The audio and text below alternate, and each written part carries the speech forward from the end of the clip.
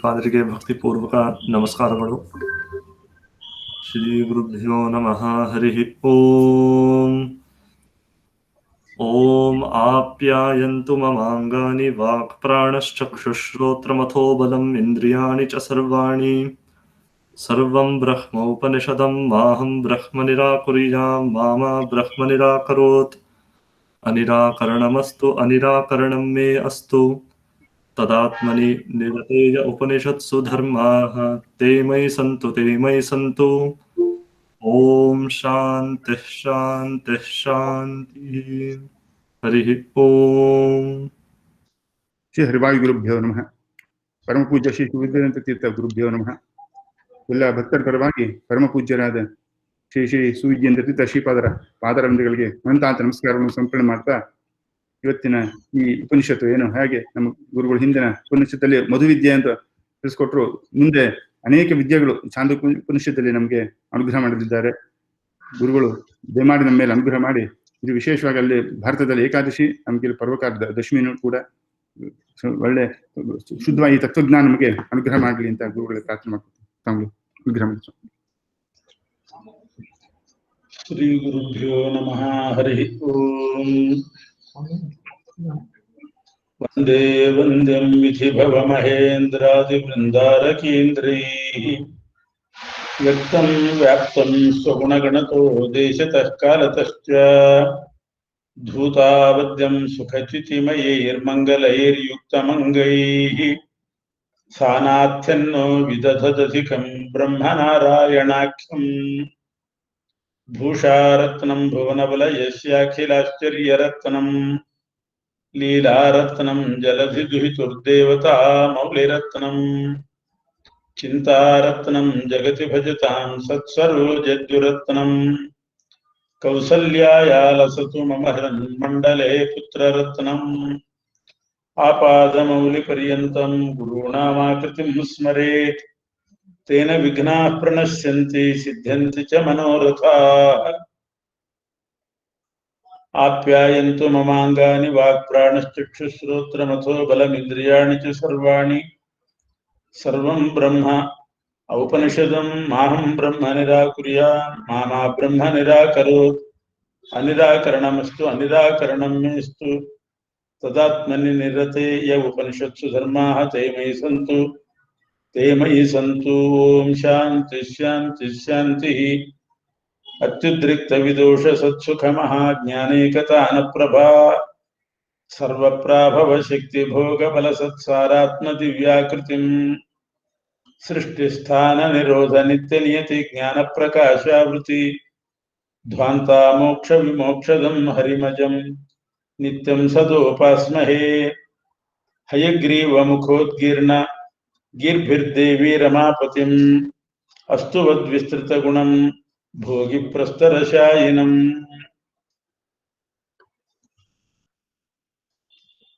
ಈ ಛಾಂದೋಗ್ಯೋಪನಿಷತ್ತಿನಲ್ಲಿ ಮಧುವಿದ್ಯೆಯ ನಂತರ ಬರ್ತಕ್ಕಂಥ ಒಂದು ವಿಶಿಷ್ಟವಾದ ವಿದ್ಯೆ ಎಂದರೆ ಗಾಯತ್ರಿ ವಿದ್ಯೆ. ಗಾಯತ್ರಿ ಉಪಾಸನೆಯನ್ನ ಉಪನಿಷತ್ತು ಹೇಳ್ತಾ ಇದೆ. ಪ್ರತಿಯೊಬ್ಬರೂ ಕೂಡ ಅಧಿಕಾರಿಗಳು ಗಾಯತ್ರಿ ಜಪ ಮಾಡೇ ಮಾಡ್ತಾರೆ. ಗಾಯತ್ರಿ ಜಪ ಮಾಡುವಾಗ ಅದು ಸೂರ್ಯಮಂಡಲಾಂತರ್ಗತ ನಾರಾಯಣನ ಸ್ತೋತ್ರ ಅನ್ನೋದು ಅಷ್ಟು ಗೊತ್ತಿರ್ತದೆ. ಆ ಸೂರ್ಯಮಂಡಲಾಂತರ್ಗತ ನಾರಾಯಣನ ಎಷ್ಟು ರೂಪದ ಸ್ತೋತ್ರ, ಗಾಯತ್ರಿಯಲ್ಲಿ ಪರಮಾತ್ಮ ಹೇಗೆ ಸನ್ನಿಹಿತನಾಗಿದ್ದಾನೆ, ಆ ಮಂತ್ರವೇ ಅಧಿಷ್ಠಾನ ಅವನಿಗೆ. ಗಾಯತ್ರಿ ಮಂತ್ರವೇ ಅಧಿಷ್ಠಾನ. ಆ ಅಧಿಷ್ಠಾನದಲ್ಲಿ, ಮಂತ್ರಾಧಿಷ್ಠಾನದಲ್ಲಿ ಪರಮಾತ್ಮನ ಸನ್ನಿಧಾನ ಹೇಗಿದೆ, ಅದರ ಉಪಾಸನೆ ಕ್ರಮವನ್ನ ಉಪನಿಷತ್ತು ತಿಳಿಸ್ತಾ ಇದೆ. ಗಾಯತ್ರಿ ವಾ ಇದಂ ಸರ್ವಂ ಭೂತಂ ಯದಿದಂ ಕಿಂಚ ವಾಗ್ವೈ ಗಾಯತ್ರಿ ವಾಗ್ವಾ ಇದಂ ಸರ್ವಂ ಭೂತಂ ಗಾಯತಿ ಛತ್ರಾಯತಿ ಚ. ಪರಮಾತ್ಮ ಗಾಯತ್ರಿ ಶಬ್ದವಾಚ್ಯನಾಗಿದ್ದಾನೆ. ಬಹಳ ಜನರು ಗಾಯತ್ರಿ ಅಂತಂದ್ರೆ ಒಬ್ಬ ಒಂದು ಹೆಣ್ಣು ದೇವತೆ ಅಂತ ಭಾವಿಸಿದ್ದಾರೆ. ಯಾರೋ ಒಬ್ಬ ಹೆಣ್ಣು ದೇವತೆ ಅಲ್ಲ, ಪರಮಾತ್ಮನೇ ಗಾಯತ್ರಿ ಶಬ್ದವಾಚ್ಯ. ಯಾಕೆಂದ್ರೆ ಉಪನಿಷತ್ತು ಹೇಳ್ತದೆ ಗಾಯತಿ ಚ ತ್ರಾಯತಿ ಚ. ಪರಮಾತ್ಮನಿಗೆ ಗಾಯತ್ರಿ ಅಂತ ಹೆಸರು ಬರಲಿಕ್ಕೆ ಕಾರಣ ಅವನು ಗಾಯತಿ ತ್ರಾಯತಿ, ಗಾನ ಮಾಡ್ತಾನೆ. ಅಂದ್ರೆ ದೇವತೆಗಳಿಗೆ ವೇದವನ್ನ ಗಾನ ಮಾಡ್ತಾನೆ. ಗಾನ ಮಾಡೋದು ಅಂದ್ರೆ ಹೇಳೋದು ಅಂತ ಅರ್ಥ. ಗೈ ಶಬ್ದೆ ವೇದೋಪದೇಶವನ್ನ ಚತುರ್ಮುಖ ಬ್ರಹ್ಮದೇವರಿಂದ ಹಿಡಿದು ಎಲ್ರಿಗೂ ಮಾಡಿದವನು ಪರಮಾತ್ಮನೇ. ಬ್ರಹ್ಮದೇವರ ಮೂಲಕ ಬೇರೆಯವರಿಗೆ ಬಂತು. ತೇನೇ ಬ್ರಹ್ಮ ಹೃದಯ ಆದಿಕವಯೇ. ಚತುರ್ಮುಖ ಬ್ರಹ್ಮದೇವರ ಮೂಲಕ ಇಡೀ ಜಗತ್ತಿಗೆ ವೇದೋಪದೇಶ ಮಾಡಿದ್ರಿಂದ ಅವನು ಗಾಯಕ ಅಂತ ಅರ್ಥ. ಗಾಯಕ ಅಂದ್ರೆ ಬರೀ ಹಾಡೋದು ಅಂತ ಅರ್ಥ ಅಲ್ಲ, ಉಪದೇಶ ಮಾಡುವವನು. ಮತ್ತು ತ್ರಾಣಕರ್ತ, ಗಾಯತ್ರಿ ತ್ರಿ ಅಂತಂದ್ರೆ ತ್ರಾಣ ಮಾಡುವವನು ಅಂತ ಅರ್ಥ. ಜಗತ್ತಿಗೆ ವೇದದ ಸಂದೇಶವನ್ನ ಕೊಟ್ಟು ಆ ವೇದದ ಮೂಲಕ ವಿಧಿ ನಿಷೇಧಗಳನ್ನ ಹೇಳಿ ನೀವು ಹೀಗೆ ಬದುಕ್ರಿ ಅಂತ ನಮಗೆ ಬದುಕುವ ಮಾರ್ಗವನ್ನ ತೋರಿಸಿ ನಮಗೆ ತ್ರಾಣ ಮಾಡೋದ್ರಿಂದ, ತ್ರಾಣ ಅಂದ್ರೆ ರಕ್ಷಣೆ ಕೊಡೋದ್ರಿಂದ ಪರಮಾತ್ಮ ಗಾಯತ್ರಿ ಅಂತ ಶಬ್ದವಾಚ್ಯನಾಗಿದ್ದಾನೆ. ಅವನಿಗೆ ವ್ಯಾಪ್ತವಾದ ಒಂದು ರೂಪ ಇದೆ, ಸೂಕ್ಷ್ಮ ರೂಪನೂ ಇದೆ. ನಮ್ಮ ಜೀವರ ಹೃದಯ ಜೀವನೇ ಅಣುವಾದ ಜೀವನ ಹೃದಯದಲ್ಲಿಯೂ ಪರಮಾತ್ಮ ಇದ್ದಾನೆ, ವ್ಯಾಪ್ತವಾದ ರೂಪದಿಂದಲೂ ಇದ್ದಾನೆ. ಹೀಗೆ ಅಣೋರಣೀಯಾನ್ ಮಹತೋ ಮಹೀಯಾನ್, ಅದೇ ಭಗವಂತನ ರೂಪ. ಈ ಗಾಯತ್ರಿ ಮಂತ್ರದ ಉಪಾಸನೆಯನ್ನು ಮಾಡುವಾಗ ಗಾಯತ್ರಿ ಮಂತ್ರ ನಾವೇನ್ ಹೇಳ್ತಿದ್ದೀವಿ ಇದು ಭಗವಂತನ ರೂಪದ ಅಧಿಷ್ಠಾನ. ಆ ಮಂತ್ರ ಉಚ್ಚಾರಣೆ ಮಾಡಿದ್ರೆ ಪರಮಾತ್ಮ ನಮ್ಮ ಬಳಿ ಬರ್ತಾನೆ. ಭಗವಂತನಿಗೆ ವೇದವಾಹ ಅಂತ ಹೆಸರು. ಅವನಿಗೆ ವಾಹನ ಯಾವುದು?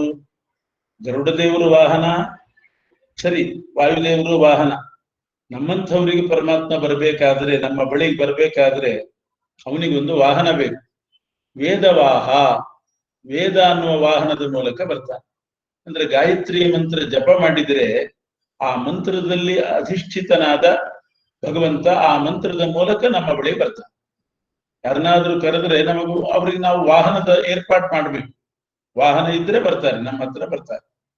ಹಾಗೆ ವೇದ ಮಂತ್ರ ಹೇಳಿಬಿಟ್ರೆ ಸಾಕು, ಭಗವಂತನ ವಾಹನ ಆಗ್ತಿದ್ದದು. ಆ ವಾಹನದ ಮೂಲಕ ಭಗವಂತ ಬರ್ತಾನೆ. ಇದೇ ಗಾಯತ್ರಿ ಜಪ ಮಾಡಬೇಕು ಅನ್ನೋದಕ್ಕೆ, ಗಾಯತ್ರಿ ಮಂತ್ರ ಉಚ್ಚಾರಣೆ ಜಪಕ್ಕೆ ಇಷ್ಟು ಪ್ರಾಶಸ್ತ್ಯ ಇರೋದು ಈ ದೃಷ್ಟಿಯಿಂದ. ಭಗವಂತ ಗಾಯತ್ರಿ ಮಂತ್ರ ಅಧಿಷ್ಠಾನದಲ್ಲಿ ಹೇಗಿದ್ದಾನೆ ಅಂದ್ರೆ, ಗಾಯತ್ರಿ ಮಂತ್ರ, ಇಡೀ ಗಾಯತ್ರಿ ಮಂತ್ರದಲ್ಲಿ ಹಯಗ್ರೀವ ರೂಪದ ಸ್ತ್ರೀ ರೂಪ ಇದೆ. ಹಯಶೀರ್ಷ, ಶೀರ್ಷ ಅಂದ್ರೆ ತಲೆ ಮಾತ್ರ ಹಯಶೀರ್ಷ, ಕುದುರೆದು. ಇನ್ನೆಲ್ಲ ಮನುಷ್ಯಾಕಾರದ ಸ್ತ್ರೀ ರೂಪ. ಹೀಗೆ ಭಗವಂತ ಹಯಶೀರ್ಷ ಸ್ತ್ರೀ ರೂಪದಿಂದ ಇಡೀ ಗಾಯತ್ರಿ ಮಂತ್ರ ಅಧಿಷ್ಠಾನದಲ್ಲಿ ಇದ್ದಾನೆ. ತತ್ಸವಿತುರ್ವರೆಣ್ಯಂ ಭರ್ಗೋ ದೇವಸ್ಯ ಧೀಮಹಿ ಧಿಯೋ ಯೋ ನ ಪ್ರಚೋದಯಾತ್. ಇದು ಹೇಳಿದ್ರೆ ಭಗವಂತನ ಇಡೀ ಮಂತ್ರ ಪರಮಾತ್ಮನ ಸ್ತ್ರೀ ರೂಪ, ಅದು ಹಯಶೀರ್ಷ ರೂಪ. ಇನ್ನು 10 ಪದಗಳಿದೆ ಗಾಯತ್ರಿಯಲ್ಲಿ. ತತ್ ಸವಿತು ವರೆಣ್ಯಂ ಭರ್ಗಃ ದೇವಸ್ಯ ಧೀಮಹಿ ಧಿಯಃ ಯಃ ನಃ ಪ್ರಚೋದಯಾತ್. ತತ್ಸವಿತು, ಅಲ್ಲಿಂದ ಗಾಯತ್ರಿ ಮಂತ್ರ. ಓಂ ಅಂತ ನಾವು ಮೊದಲು ಹೇಳ್ತೇವೆ, ಅದು ಪ್ರಣವ ಮಂತ್ರ. ಭೂರ್ಭುವ ಸ್ವಹ ಅಂತ ಆಮೇಲೆ ಹೇಳ್ತೇವೆ, ಅದು ವ್ಯಾಹೃತಿ ಮಂತ್ರ. ಓಂ ಭೂರ್ಭುವ ಸ್ವಹ ತತ್ಸವಿತುರ್ವರೆಣ್ಯಂ ಭರ್ಗೋ ದೇವಸ್ಯ ಧೀಮಹಿ ಧಿಯೋ ಯೋ ನ ಪ್ರಚೋದಯಾತ್. ಇಷ್ಟೇ, ಕೊನೆಯಲ್ಲಿ ಓಂಕಾರ ಇರೋದಿಲ್ಲ ಗಾಯತ್ರಿ. 5 ಅಂಶಗಳಿಂದ ಕೂಡಿದ್ದು ಗಾಯತ್ರಿ. ಪಂಚಾವಸಾನ ಗಾಯತ್ರಿ ಪಂಚಪಾತಕ ನಾಶಿನಿ ಅಂತಾರೆ. ಪಂಚಮಹಾಪಾತಕಗಳು ನಮ್ಮಿಂದ ನಡೆದರೂ ಕೂಡ ಗಾಯತ್ರಿ ಮಂತ್ರವನ್ನ 5 ಕಡೆ ನಿಲ್ಲಿಸಿ ಹೇಳಿಬಿಟ್ರೆ ಪಂಚಮಹಾಪಾತಕಗಳು ಪರಿಹಾರ ಆಗ್ತದೆ. ಇಷ್ಟು ಪವಿತ್ರವಾದ ಮಂತ್ರ ಗಾಯತ್ರಿ ಮಂತ್ರ. ಅದೇ ಭಗವಂತನಿಗೆ ವಾಹನ. ಯಾವುದೋ ಕಳಪೆ ವಾಹನದಲ್ಲಿ ಭಗವಂತ ಇರೋದಿಲ್ಲ, ಕಳಪೆ ಸಾಹಿತ್ಯದಲ್ಲಿ ದೇವರ ಸನ್ನಿಧಾನ ಇರೋದಿಲ್ಲ. ಪರಮಾತ್ಮನ ಸಾನ್ನಿಧ್ಯ ಆ ಮಂತ್ರಗಳಲ್ಲಿ ಶಬ್ದಗಳಲ್ಲಿ ಬರಬೇಕಾದ್ರೆ ಅಪೌರುಷೇಯವಾದ ವೇದದಲ್ಲಿದ್ದಷ್ಟು ಸಾನ್ನಿಧ್ಯ, ವ್ಯಾಸರ ವಾಣಿಯಲ್ಲಿದ್ದಷ್ಟು ಸಾನ್ನಿಧ್ಯ ಬೇರೆ ಕಳಪೆ ಸಾಹಿತ್ಯದಲ್ಲಿ ಬರ್ಲಿಕ್ಕೆ ಸಾಧ್ಯ ಇಲ್ಲ. ಅಲ್ಲಿ ಕಲಿ ಮುಂತಾದ ದೈತ್ಯರ ಸಾನ್ನಿಧ್ಯ ಬರ್ತದೆ ಆ ಶಬ್ದಗಳಲ್ಲಿ. ಆದ್ರಿಂದ ಪವಿತ್ರವಾದ ಮಂತ್ರ, ಮಹಾಪಾತಕ ನಾಶಕ ಇದು. ನಾವು ಸಂಧ್ಯಾ ವಂದನೆ ಮಾಡುವಾಗ, ಜಪ ಮಾಡುವಾಗ 5 ಕಡೆ ಹೇಳ್ತೇವೆ, ಪ್ರಣವ ವ್ಯಾಹೃತಿ ಸಪ್ರಣವ ಅಂತಾರೆ. ಪ್ರಣವ ವ್ಯಾಹೃತಿ ಗಾಯತ್ರಿ 3 ಸೇರಿ.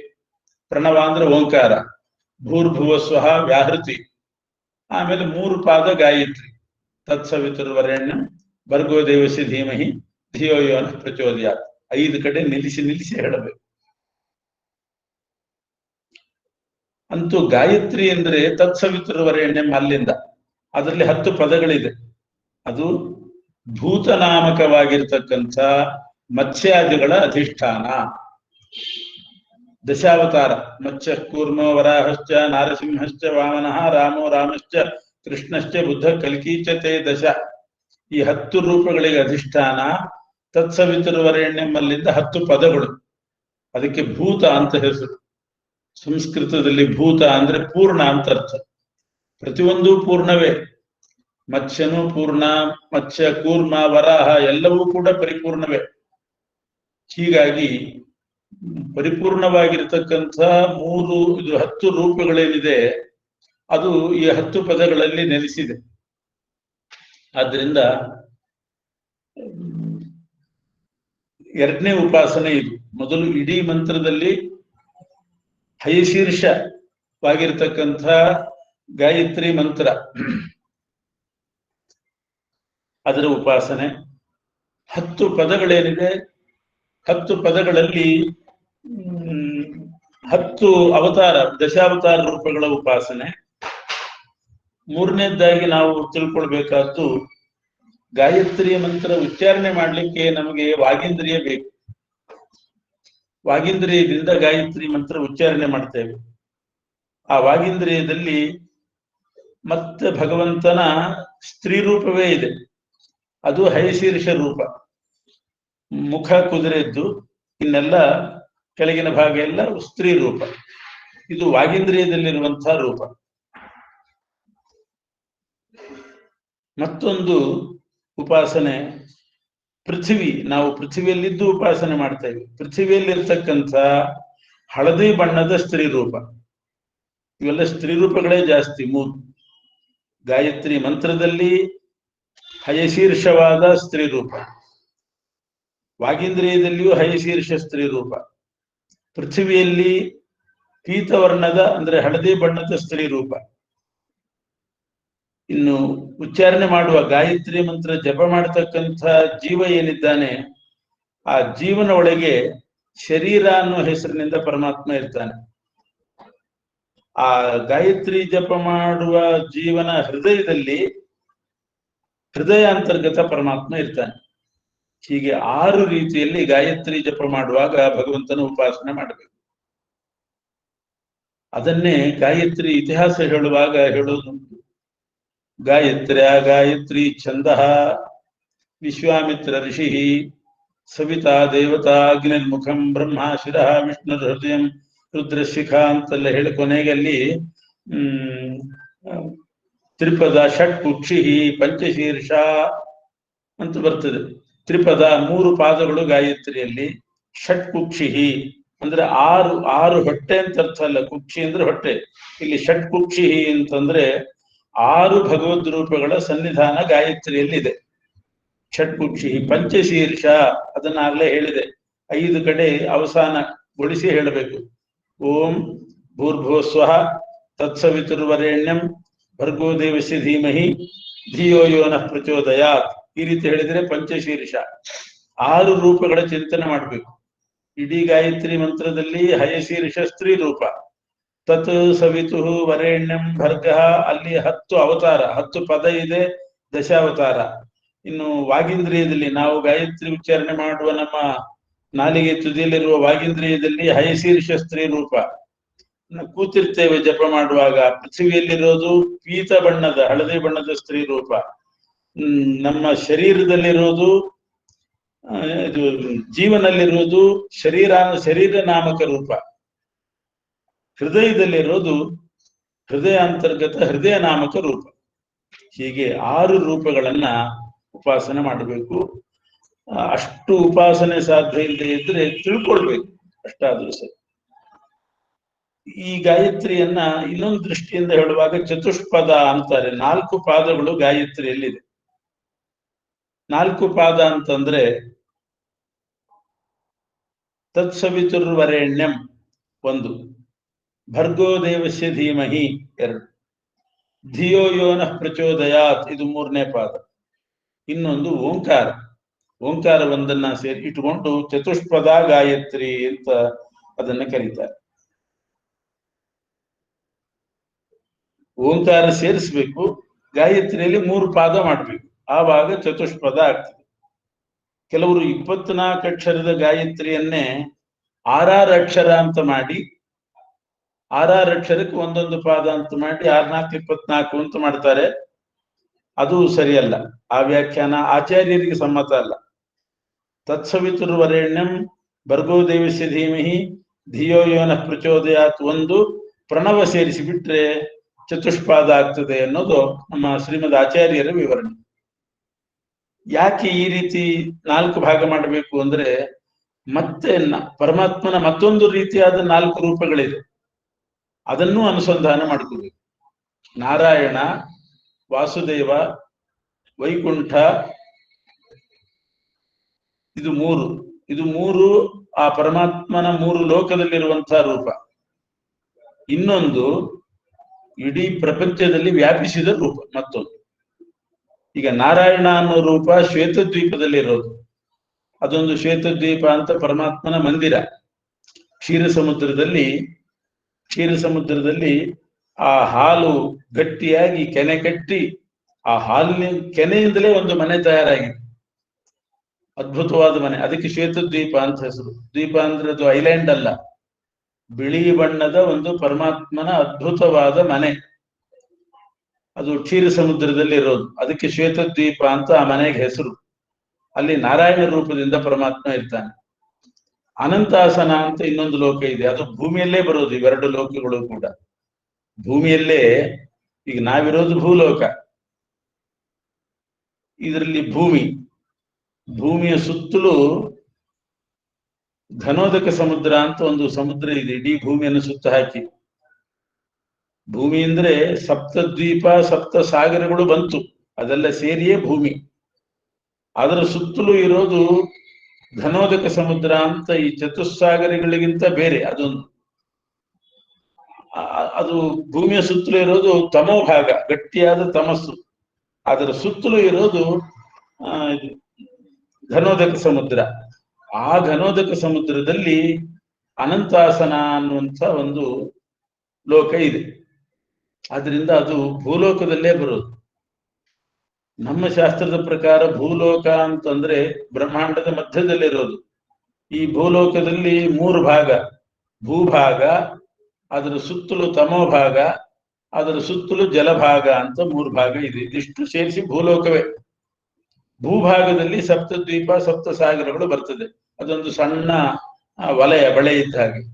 ಅದರ 2ರಷ್ಟು ದೊಡ್ಡ ವಲಯ ಹಾಕಿದ್ರೆ ಅದು ತಮೋಭಾಗ, ಅದರ 2ರಷ್ಟು ಇನ್ನೊಂದು ದೊಡ್ಡ ವಲಯ ಹಾಕಿದ್ರೆ ಅದು ಜಲಭಾಗ, ಅಲ್ಲಿ ಅನಂತಾಸನ ಅನ್ನೋ ಲೋಕ. ಇನ್ನು ಈ ಭೂಭಾಗದಲ್ಲೇ ಇರುವುದು ಸಪ್ತದ್ವೀಪ 7 ಸಾಗರ. ಅದರಲ್ಲಿ 7 ಸಾಗರಗಳಲ್ಲಿ ಕ್ಷೀರಸಾಗರ ಒಂದು, ಅದರಲ್ಲಿ ಪರಮಾತ್ಮನ ಒಂದು ಮನೆ, ಅದು ಶ್ವೇತದ್ವೀಪ, ಅದು ಭೂಲೋಕದಲ್ಲೇ ಬರ್ತದೆ. ಇನ್ನು ವೈಕುಂಠ ಲೋಕ ಅನ್ನೋದು ಭೂಲೋಕ ಅಲ್ಲ, ಭೂಲೋಕದ ಮೇಲೆ ಭುವರ್ಲೋಕ, ಸ್ವರ್ಲೋಕ, ಮಹರ್ಲೋಕ, ಜನಲೋಕ, ತಪೋಲೋಕ, ಸತ್ಯಲೋಕ, ಅದ್ರ ಮೇಲೆ ವೈಕುಂಠ ಲೋಕ. ಆ ವೈಕುಂಠ ಲೋಕದಲ್ಲಿ ಒಂದು ರೂಪ ಇದೆ, ಆ ರೂಪಕ್ಕೆ ಹೆಸರೇ ವೈಕುಂಠ ಅಂತ. ವಿಕುಂಠ ಅಂತ ಒಬ್ಬ ಹೆಣ್ಣು ಮಗಳ ಹೆಸರು. ಅವಳ ಮಗನಾಗಿ ಪರಮಾತ್ಮ ಅವತಾರ ಮಾಡಿದ, ಅವನಿಗೆ ವೈಕುಂಠ ಅಂತ ಹೆಸರು ಬಂತು. ಅವನಿದ್ದ ಲೋಕ ವೈಕುಂಠ ಲೋಕ ಆಯ್ತದಷ್ಟು. ಹೀಗೆ 3 ಭಗವದ್ ರೂಪಗಳಿದೆ. ಶ್ವೇತದ್ವೀಪದಲ್ಲಿ ಭೂಲೋಕದಲ್ಲಿ ಶ್ವೇತದ್ವೀಪದಲ್ಲಿ ನಾರಾಯಣ, ಭೂಲೋಕದಲ್ಲೇ ಇರುವ ಅನಂತಾಸನದಲ್ಲಿ ಇದು ಅನಂತಾಸನ ಅಂತ ಒಂದು ಲೋಕ, ಅದೊಂದು ಮನೆ, ಅದರಲ್ಲಿ ವಾಸುದೇವ ರೂಪ. ಭೂಲೋಕಕ್ಕಿಂತ ಮೇಲೆ ವೈಕುಂಠ ಲೋಕದಲ್ಲಿ ವೈಕುಂಠ ರೂಪ. ಇನ್ನು ಇಡೀ ಪ್ರಪಂಚದ ತುಂಬಾ ವ್ಯಾಪಿಸಿದ್ದು ಉಂಟಲ್ಲ, ಅದು 4ನೇ ರೂಪ. ಇದು ಪುರುಷ ಸೂಕ್ತದಲ್ಲೂ ಬರ್ತದೆ. ಪಾದೋಶ್ಯ ವಿಶ್ವಭೂತಾನಿ ತ್ರಿಪಾದಸ್ಯಾಮೃತಂ ದಿವಿ. ಪಾದೋಶ್ಯ, ಪಾದ ಅಂದ್ರೆ ರೂಪ. ಪಾದೋಶ್ಯ ವಿಶ್ವಭೂತಾನಿ, ಇಡೀ ಪ್ರಪಂಚದಲ್ಲಿ ಒಂದು ರೂಪ ವ್ಯಾಪಿಸಿದೆ. ತ್ರಿಪಾದಸ್ಯ ಅಮೃತಂ ದಿವಿ, ಇನ್ನು 3 ರೂಪಗಳು ದಿವಿ. ದಿವಿ ಅಂದ್ರೆ ಸ್ವರ್ಗದಲ್ಲಿದೆ ಅಂತ ಅರ್ಥ. ಸ್ವರ್ಗದಲ್ಲಿರೋದು 3 ಅಂದ್ರೆ ನಾರಾಯಣ, ವಾಸುದೇವ, ವೈಕುಂಠ. ನಿಜವಾಗಿ ನೋಡಿದ್ರೆ ಅದು ಸ್ವರ್ಗದಲ್ಲಿರೋದಲ್ಲ. ಯಾಕೆ, ಭೂಲೋಕದಲ್ಲೇ ನಾರಾಯಣ ಮತ್ತು ವಾಸುದೇವ ರೂಪ. ಶ್ವೇತದ್ವೀಪದಲ್ಲಿ ನಾರಾಯಣ, ಆಮೇಲೆ ಅನಂತಾಸನದಲ್ಲಿ ಗಣೋದಕ ಸಮುದ್ರದಲ್ಲಿ ಅನಂತಾಸನ, ಅಲ್ಲಿ ವಾಸುದೇವ ರೂಪ. ಸ್ವರ್ಗದಲ್ಲಿದೆ ಅಂತ ಹೇಳಿದ್ದಾರೆ. ವೈಕುಂಠ ರೂಪ ಅನ್ನೋದು ವೈಕುಂಠ ಲೋಕದಲ್ಲಿರೋದು. ಆದ್ರೆ ತ್ರಿಪಾದಶ್ಯಾಮೃತಂ ದಿವಿ, ದಿವಿ ಅಂದ್ರೆ ಸ್ವರ್ಗದಲ್ಲಿ 3 ರೂಪಗಳಿದೆ ಅಂತ. ಅದರ ಅಭಿಪ್ರಾಯ ತಿಳ್ಕೊಳ್ಳೋದು ಬಹಳ ಕಠಿಣ. ಮಧ್ವಾಚಾರ್ಯ ಬಿಡಿಸ್ತಾರೆ. ಸ್ವರ್ಗ ಅಂದ್ರೆ ಈ ಇಂದ್ರ ಇರ್ತಕ್ಕಂಥ ಒಂದು ಲೋಕ ಇದೆ, ಅದಕ್ಕೂ ಸ್ವರ್ಗ ಅಂತ ಹೆಸರು. ಇನ್ನೊಂದೇನು ಅಂತಂದ್ರೆ 3 ಲೋಕ ಅಂತ ನಾವು ಹೇಳ್ತೇವಲ್ಲ, ತ್ರಿಲೋಕ. ಭೂಮಿ, ಅಂತರಿಕ್ಷ, ಸ್ವರ್ಗ ಅಂತ 3 ಲೋಕಗಳು ಹೇಳೋದು ಉಂಟು ಕ್ರಮ. ಭೂಮಿ ಅಂದ್ರೆ ಭೂಮಿ, ಭೂಮಿಯ ಕೆಳಗಿರುವ ಪಾತಾಳ ಎಲ್ಲ ಲೋಕಗಳು ಬಂತು, ಅದು ಭೂಲೋಕ. ಅಂತರಿಕ್ಷ ಲೋಕ ಅಂದ್ರೆ ಭೂಮಿಯಿಂದ 1,00,000 ಯೋಜನ ಎತ್ತರದ ತನಕ ಅಂತರಿಕ್ಷ. ಆ 1,00,000 ಯೋಜನ ದಾಟಿ ಅದಕ್ಕಿಂತ ಮೇಲೆ ಹೋದ್ರೆ ಎಲ್ಲವೂ ಸ್ವರ್ಗಲೋಕವೇ, ಎಲ್ಲವೂ ಸ್ವರ್ಗಲೋಕ. ಈ ರೀತಿ ಒಂದು ವ್ಯವಸ್ಥೆ ಇದೆ. ಇದನ್ನ ಬ್ರಹ್ಮಸೂತ್ರದಲ್ಲಿ ವ್ಯಾಸರು ನಿರ್ಣಯ ಮಾಡಿದ್ದಾರೆ. ತ್ರಿಲೋಕ ವಿವಕ್ಷ ಅಂತ ಕರೀತಾರೆ. ನಿಜವಾಗಿಯೂ ಇರೋದು 7 ಲೋಕ. ಭೂಹು, ಭುವಃ, ಸ್ವಹ, ಮಹಾ, ಜನ, ತಪ ಅಂತ 7 ಲೋಕ ಇದೆ. ಆದ್ರೆ 3 ಲೋಕ ಅಂತ ಹೇಳ್ಬೋದು. ಭೂಲೋಕ, ಅಂತರಿಕ್ಷ ಲೋಕ, ಸ್ವರ್ಗಲೋಕ.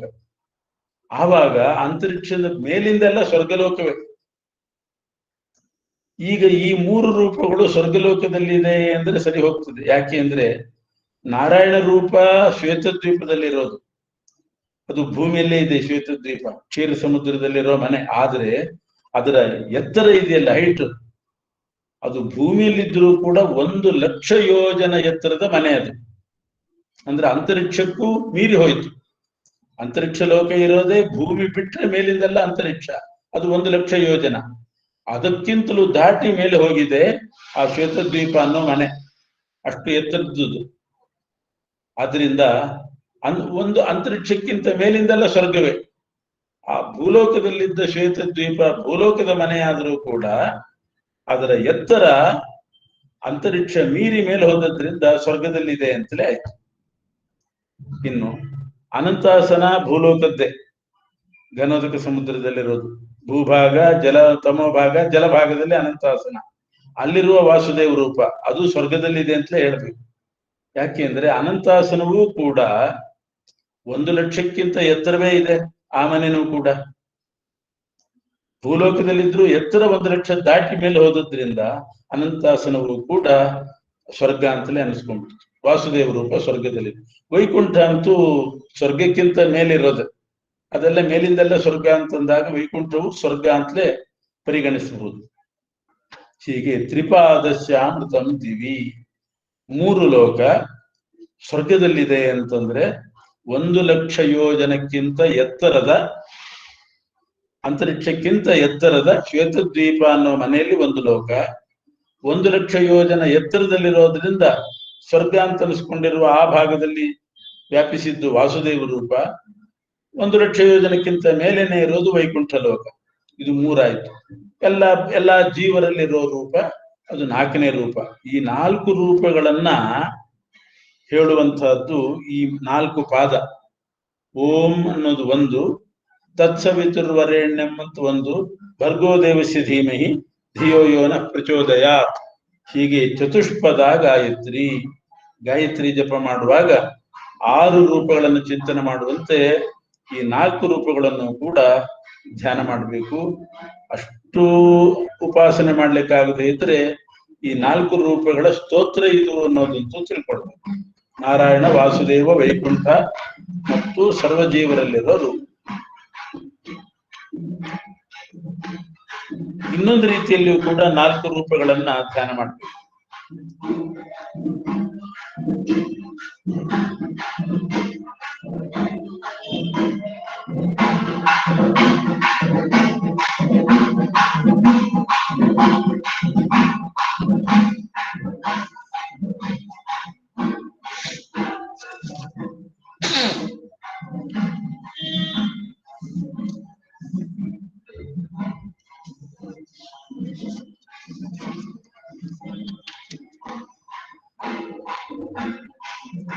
ಬ್ರಹ್ಮ ಅಂತ ಒಂದು ರೂಪ. ಹ್ರಸ್ವ ಬ್ರಹ್ಮ ಅಲ್ಲ. ಬ್ರಹ್ಮ ಅಂದ್ರೆ ಚತುರ್ಮುಖ ಬ್ರಹ್ಮ ಆಗ್ತಾನೆ, ಅವನಲ್ಲ. ಬ್ರಹ್ಮ ಅದು ನಮ್ಮ ದೇಹದ ಒಳಗೆ ಮತ್ತು ಹೊರಗೆ ಎಲ್ಲ ಕಡೆ ವ್ಯಾಪಿಸಿರುವಂತಹ ಒಂದು ರೂಪ ಇದೆ. ಅದಕ್ಕೆ ಬ್ರಹ್ಮ ಅಂತ ಹೆಸರು. ಪರಬ್ರಹ್ಮ ಅಂತ ಕರಿತೀವಲ್ಲ, ಅದು ವ್ಯಾಪ್ತ ರೂಪ, ಸರ್ವತ್ರ ವ್ಯಾಪ್ತ. ಅದು ಬ್ರಹ್ಮನಾಮಕ ರೂಪ. ಎರಡನೆಯದ್ದು, ಈ ನಮ್ಮ ಜಡದೇಹದಲ್ಲಿ, ಭೌತಿಕವಾದ ಜಡದೇಹದಲ್ಲಿ ಒಂದು ಹೃದಯ ಇದೆ. ಆ ಹೃದಯದಲ್ಲಿರೋ ರೂಪ ಎರಡನೇ ರೂಪ. ಈ ಜಡದೇಹದ ಒಳಗೆ ಜೀವ ಇದ್ದಾನೆ. ಆ ಜೀವ ಸ್ವರೂಪದಲ್ಲಿ ಒಂದು ರೂಪ ಇದೆ ಪರಮಾತ್ಮನ. ಅಣೋರಣೀಯನಾಗಿ ಅಣುವಾದ ಜೀವನ ಒಳಗೆ ಒಂದು ರೂಪದಿಂದ ಇದ್ದಾನೆ. ಅದು ಮೂರನೆಯದ್ದು. ಆ ದೇಹದ ಒಳಗೆ ಜೀವನಿಗೂ ಹೃದಯ ಇದೆ. ಜಡದೇಹಕ್ಕೊಂದು ಹೃದಯ, ಅಲ್ಲಿರುವ ಜೀವನಿಗೆ ಒಂದು ಹೃದಯ. ಆ ಜೀವನ ಹೃದಯದಲ್ಲಿರೋದು ಹೃದಯ ನಾಮಕ ರೂಪ. ಹೀಗೆ 4 ರೂಪಗಳನ್ನು ಕೂಡ ಗಾಯತ್ರಿ ಜಪ ಮಾಡುವಾಗ ಚಿಂತನೆ ಮಾಡಬೇಕು. ಅಂದ್ರೆ ನಮ್ಮ ದೇಹದ ಒಳಗೆ ಹೊರಗೆ ಸರ್ವತ್ರ ಒಂದು ರೂಪ, ಅದು ಬ್ರಹ್ಮ. ಈ ಜಡದೇಹದಲ್ಲಿರುವಂತಹದ್ದು ಒಂದು ರೂಪ, ಜೀವನ ಸ್ವರೂಪದಲ್ಲಿ ಒಂದು, ಸ್ವರೂಪದ ಹೃದಯದಲ್ಲಿ ಒಂದು. ಪರಂಬ್ರಹ್ಮೇತಿ ಭಗವಾನ್ ಸರ್ವಗ ಸಂಪ್ರಕೀರ್ತಿತ ಸಯೇವ ಜೀವಸ್ಯ ಬಹಿರ್ ಹೃದಯಾಕಾಶ ಸಂಸ್ಥಿತ. ಹೃದಯಾಕಾಶದಲ್ಲಿರೋದೊಂದು, ಜೀವನ ಒಳಗಿರೋದು ಒಂದು, ಜೀವನ ಹೃದಯದಲ್ಲಿರೋದು. ಹೀಗೆ ಭಗವಂತ ಚತುರೂಪನಾಗಿದ್ದಾನೆ. ಅವನ ಸ್ತೋತ್ರವೇ, ನಮ್ಮ ದೇಹದೊಳಗಿರೋ ಭಗವಂತನ ಸ್ತೋತ್ರವೇ ತತ್ಸವಿತುರ್ವರೆಣ್ಯಂ ಭರ್ಗೋ ದೇವಸ್ಯ ಧೀಮಹಿ ಧಿಯೋ ಯೋ ನ ಪ್ರಚೋದಯಾತ್ ಅನ್ನೋದು. ಈ ರೀತಿ ಗಾಯತ್ರಿಯನ್ನ ಮುಖ್ಯವಾಗಿ ಆ ರೂಪಗಳು ಹೇಗಿದೆ, ಏನು, ಅದರ ಲಕ್ಷಣ, ಎಷ್ಟು ಕೈ, ಯಾವ ಕೈಯಲ್ಲಿ ಯಾವ ಆಯುಧ, ಇದನ್ನೆಲ್ಲ ಉಪಾಸನೆ ಮಾಡ್ಲಿಕ್ಕೆ ಚತುರ್ಮುಖ ಬ್ರಹ್ಮದೇವರೇ ಮುಖ್ಯ ಅಧಿಕಾರಿಗಳು. ಚತುರ್ಮುಖ ಬ್ರಹ್ಮದೇವರನ್ನ ಬಿಟ್ಟು ಅಷ್ಟು ಅಧಿಕಾರಿಗಳು ಯಾರು ಇಲ್ಲ. ಉಳಿದವರು ಜ್ಞಾನ ಪಡಿಬೇಕು. ಉಪಾಸನೆ ಬೇರೆ, ಜ್ಞಾನ ಬೇರೆ. ತಿಳ್ಕೊಳ್ಬೇಕು. ಉಪಾಸನೆ ಸಾಧ್ಯವಿದ್ದರೆ ಅವರವರ ಯೋಗ್ಯತಾನುಸಾರ ಮಾಡಬಹುದು. ಆದ್ರೆ ಪರಿಪೂರ್ಣ ಉಪಾಸನೆಗೆ ಬ್ರಹ್ಮದೇವರೊಬ್ಬರೇ ಅಧಿಕಾರಿಗಳು.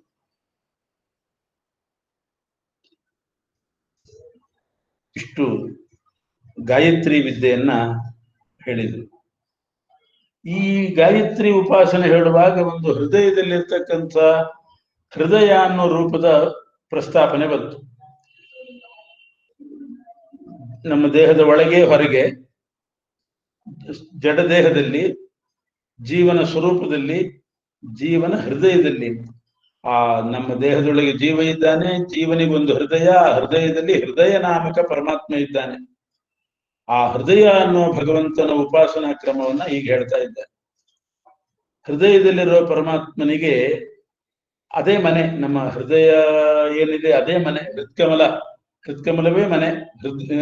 ಹೃದಯನೇ ಮನೆ. ಒಂದು ಬೇರೆ ಇದೆ ಹೊರಗಡೆ, ಶ್ವೇತದ್ವೀಪ ಅವೆಲ್ಲ ಮನೆಗಳಿದೆ. ನಮ್ಮ ದೇಹದೊಳಗೂ ಒಂದು ಮನೆ. ಆ ಮನೆಗೂ ಕೂಡ, ಹೃದಯ ಅನ್ನೋ ಮನೆಗೂ 5 ಬಾಗಿಲು, ಪಂಚದ್ವಾರಪಾಲಕರು, ಒಳಗಿರುವ ಪರಮಾತ್ಮ. ಇದನ್ನೆಲ್ಲ ಚಿಂತನೆ ಮಾಡಬೇಕು. ಹೃದಯ ಮಂದಿರದಿ ಅಂತ ಹೇಳೋದು ಅದನ್ನೇ. ಹೃದಯ ಮಂದಿರದಲ್ಲಿ ಅಂತಾರಲ್ಲ, ಮೊದಲು ಹೃದಯ ಮಂದಿರದಲ್ಲಿ ದೇವರನ್ನ ಕಂಡು ಆಮೇಲೆ ಹೊರಗಿನ ಮಂದಿರದಲ್ಲಿ ಕಾಣಬೇಕು. ಆ ಹೃದಯ ಮಂದಿರಕ್ಕೆ 5 ಬಾಗಿಲು. ಪೂರ್ವ, ದಕ್ಷಿಣ, ಪಶ್ಚಿಮ, ಉತ್ತರದಲ್ಲಿ 4 ಬಾಗಿಲು. ಮೇಲ್ಗಡೆ ಒಂದು ಬಾಗಿಲು, ಊರ್ಧ್ವದಲ್ಲಿ ಒಂದು ಬಾಗಿಲು. ಯಾರ್ಯಾರು ದ್ವಾರಪಾಲಕರಿದ್ದಾರೆ ಅವರನ್ನ ತಿಳ್ಕೊಂಡು ನಾವು ಒಳಗೆ ಹೋಗ್ಬೇಕು. ದ್ವಾರಪಾಲಕರನ್ನ ಮೊದಲು ಸಂತೋಷ ಪಡಿಸಿದ್ರೆ ಅವರು ಒಳಗೆ ಬಿಡ್ತಾರೆ ನಮ್ಮನ್ನು, ಇಲ್ಲದಿದ್ರೆ ಒಳಗೆ ಬಿಡೋದಿಲ್ಲ, ದ್ವಾರಪಾಲಕರೇ ಬಿಡೋದಿಲ್ಲ. ಅದರಿಂದ ಮೊದಲು ಆ ದ್ವಾರಪಾಲಕರ ಉಪಾಸನೆಯನ್ನ ಮಾಡಬೇಕು. ಯಾರು ಪೂರ್ವ ದಿಕ್ಕಿಗೆ ದ್ವಾರಪಾಲಕ, ನಮ್ಮ ಹೃದಯದಲ್ಲಿ, ಹೃದಯ ಮಂದಿರದಲ್ಲಿ ಒಳಗಿರುವ ಹೃದಯ ನಾಮಕ ಪರಮಾತ್ಮ, ಅವನ ಬಳಿ ಹೋಗ್ಬೇಕಾದ್ರೆ ಪೂರ್ವ ದ್ವಾರಪಾಲಕ ಸೂರ್ಯ. ಸೂರ್ಯನಲ್ಲಿ ಪ್ರಾಣನಾಮಕ ವಾಯುದೇವರಿದ್ದಾರೆ, ಅವರು ದ್ವಾರಪಾಲಕರು. ಸೂರ್ಯನಲ್ಲಿ ಪ್ರಾಣನಾಮಕ ವಾಯು. ಅಥವಾ ಹೀಗೂ ಹೇಳ್ಬೋದು, ನಮ್ಮ ದೇಹದಲ್ಲಿ ಪ್ರಾಣ, ಅಪಾನ, ವ್ಯಾನ, ಉದಾನ, ಸಮಾನ ಅಂತ ಪಂಚ ವಾಯುಗಳ ಸಂಚಾರ ಆಗ್ತಾ ಇರ್ತದೆ. ಅದರಲ್ಲಿ ಪ್ರಾಣವಾಯು ಅಂತ ಏನು ಸಂಚಾರ ಆಗ್ತದೆ, ಆ ಪ್ರಾಣವಾಯುವಿಗೆ ಅಭಿಮಾನಿ ಸೂರ್ಯ ಆಗಿದ್ದಾನೆ. ಅವಾಂತರ ಅಭಿಮಾನಿ ಸೂರ್ಯ. ಪ್ರಾಣದೇವರೇ ಎಲ್ಲದಕ್ಕೂ ಅಭಿಮಾನಿ. ಒಂದು ಆಸ್ತಿಗೆ ತಂದೆ ಅಭಿಮಾನಿಯಾಗಿದ್ದ ಹಾಗೆ ಮಗನೂ ಆಗಿರ್ತಾನೆ. ಅದೇ ರೀತಿ ಸೂರ್ಯನು ಅಭಿಮಾನಿ. ದೇಹದಲ್ಲಿ ಸಂಚಾರ ಮಾಡುವ ಪ್ರಾಣವಾಯುವಿಗೆ ಅಭಿಮಾನಿಯಾದಂಥ ಸೂರ್ಯ ಹೃದಯ ಮಂದಿರದಲ್ಲಿ ಪೂರ್ವ ದಿಕ್ಕಿಗೆ ದ್ವಾರಪಾಲಕ. ಅದೇ ಸೂರ್ಯನೇ ಹೃದಯ ಮಂದಿರದಲ್ಲಿ ಪೂರ್ವ ದ್ವಾರಪಾಲಕನಾಗಿದ್ದಾನೆ, ನಮ್ಮ ಬಲಗಣ್ಣಿನಲ್ಲಿಯೂ ಇದ್ದಾನೆ. ಬಲಗಣ್ಣಿನಲ್ಲಿಯೂ ಸೂರ್ಯ ಇದ್ದಾನೆ. ಅವನು ಕಣ್ಣಿಗೂ ನಿಯಾಮಕ. ಕಣ್ಣಿನಲ್ಲಿ ಚಕ್ಷು ಸೂರ್ಯೋ ಅಜಾಯತ ಅಂತ ಪುರುಷ ಸೂಕ್ತ ಹೇಳ್ತದೆ. ಹೊರಗಡೆ ಆ ಅಂತರಿಕ್ಷದಲ್ಲಿ ಸೂರ್ಯಮಂಡಲದಲ್ಲಿಯೂ ಆ ಸೂರ್ಯ ಇದ್ದಾನೆ. ಈ ಪ್ರಕಾರ ದ್ವಾರಪಾಲಕನ ಉಪಾಸನೆ ಪೂರ್ವ ದಿಕ್ಕಿನಲ್ಲಿ ಹೀಗೆ ದ್ವಾರಪಾಲಕ ಉಪಾಸನೆ ಮಾಡಬೇಕು. ಆ ಸೂರ್ಯನನ್ನ ಈ ರೀತಿ ನಾವು ಉಪಾಸನೆ ಮಾಡಿದರೆ, ಸೂರ್ಯನು ಜಗತ್ತಿಗೆ ತೇಜಸ್ಸು, ಅನ್ನ ಇವುಗಳನ್ನೆಲ್ಲ ಕೊಡ್ತಕ್ಕಂಥವನು. ನಮಗೂ ಕಿಂಚಿತ್ತು ದೊರೀತದೆ, ತೇಜಸ್ಸು ಅನ್ನಾದಿಗಳು ದೊರೀತದೆ. ಅದಕ್ಕೆ ಅಭಿಮಾನಿ ಸೂರ್ಯ. ತೇಜಸ್ಸುಗೆ ಅಭಿಮಾನಿ, ಯಾಕೆಂದ್ರೆ ಅವನು ತೇಜಸ್ವಿಯಾಗಿದ್ದಾನೆ. ಅನ್ನಾದಿಗಳಿಗೂ ಅಭಿಮಾನಿ, ಯಾಕೆಂದ್ರೆ ಸೂರ್ಯನ ಬೆಳಕು ಬಿದ್ದರೆ, ಸೂರ್ಯನ ಬಿಸಿಲು ಬಿದ್ರೇನೆ ಸಸ್ಯಗಳು ಬೆಳೆಯೋದು. ಸೂರ್ಯನ ಬೆಳಕು ಬಿದ್ದರೆ ನೀರು ಸ್ವಚ್ಛವಾಗಿರ್ತದೆ. ನೀರಿನ ಮೇಲೆ, ಬೆಳೆ ಮೇಲೆ, ಮನುಷ್ಯನಿಗೂ ಸೂರ್ಯನ ಬೆಳಕು ಬೇಕೇ ಬೇಕು. 10 ವೈದ್ಯರಿಗೆ ಸಮಾನ ಒಬ್ಬ ಸೂರ್ಯ ಅಂತ ಉಂಟು. ದಶ ವೈದ್ಯ ಸಮೋ ರವಿಹಿ ಅಂತಾರೆ. ಮನೆಯಿಂದ ಹೊರಗಡೆನೆ ಬರದೆ ಮನೆಯೊಳಗೆ ಕೂತು ಸೂರ್ಯನ ಬಿಸಿಲು ಬಡಿಯದೆ ಇದ್ರೆ ಅವನಿಗೆ ಅನಾರೋಗ್ಯ. ಒಬ್ಬ ಡಾಕ್ಟರ್ 10 ಡಾಕ್ಟರ್ ಮಾಡುವ ಕೆಲಸ ಒಬ್ಬ ಸೂರ್ಯ ಮಾಡ್ತಾನೆ ಅಂತ ಹೇಳ್ತಾರೆ. ಆದ್ರಿಂದ ಚಕ್ಷುರಿಂದ್ರಿಯಕ್ಕೂ ಅವನ ಅಭಿಮಾನಿ. ಬಾಯಿ, ಮೂಗು, ಕಣ್ಣು ಅಲ್ಲೆಲ್ಲ ಇರುವಂತಹ ಪ್ರಾಣವಾಯುಗೂ ಅಭಿಮಾನಿ. ಸೂರ್ಯ ಮಂಡಲಕ್ಕೂ ಅಭಿಮಾನಿ. ಅನ್ನಾದಿಗಳಿಗೆ ಅಭಿಮಾನಿ, ತೇಜಸ್ಸಿಗೆ ಅಭಿಮಾನಿ ಸೂರ್ಯ. ಆ ಸೂರ್ಯ ನಮ್ಮ ಹೃದಯದಲ್ಲಿ ಪೂರ್ವದ್ವಾರಪಾಲಕ ಅಂತ ಉಪಾಸನೆ ಮಾಡಿ. ಆಮೇಲೆ ದಕ್ಷಿಣ ದಿಕ್ಕಿಗೆ ಚಂದ್ರ ಅಭಿಮಾನಿ, ಅದು ದ್ವಾರಪಾಲಕ. ಚಂದ್ರ ದ್ವಾರಪಾಲಕ. ದೇಹದಲ್ಲಿ ವ್ಯಾನವಾಯು ಅಂತ ಒಂದು ಸಂಚರಿಸ್ತದೆ.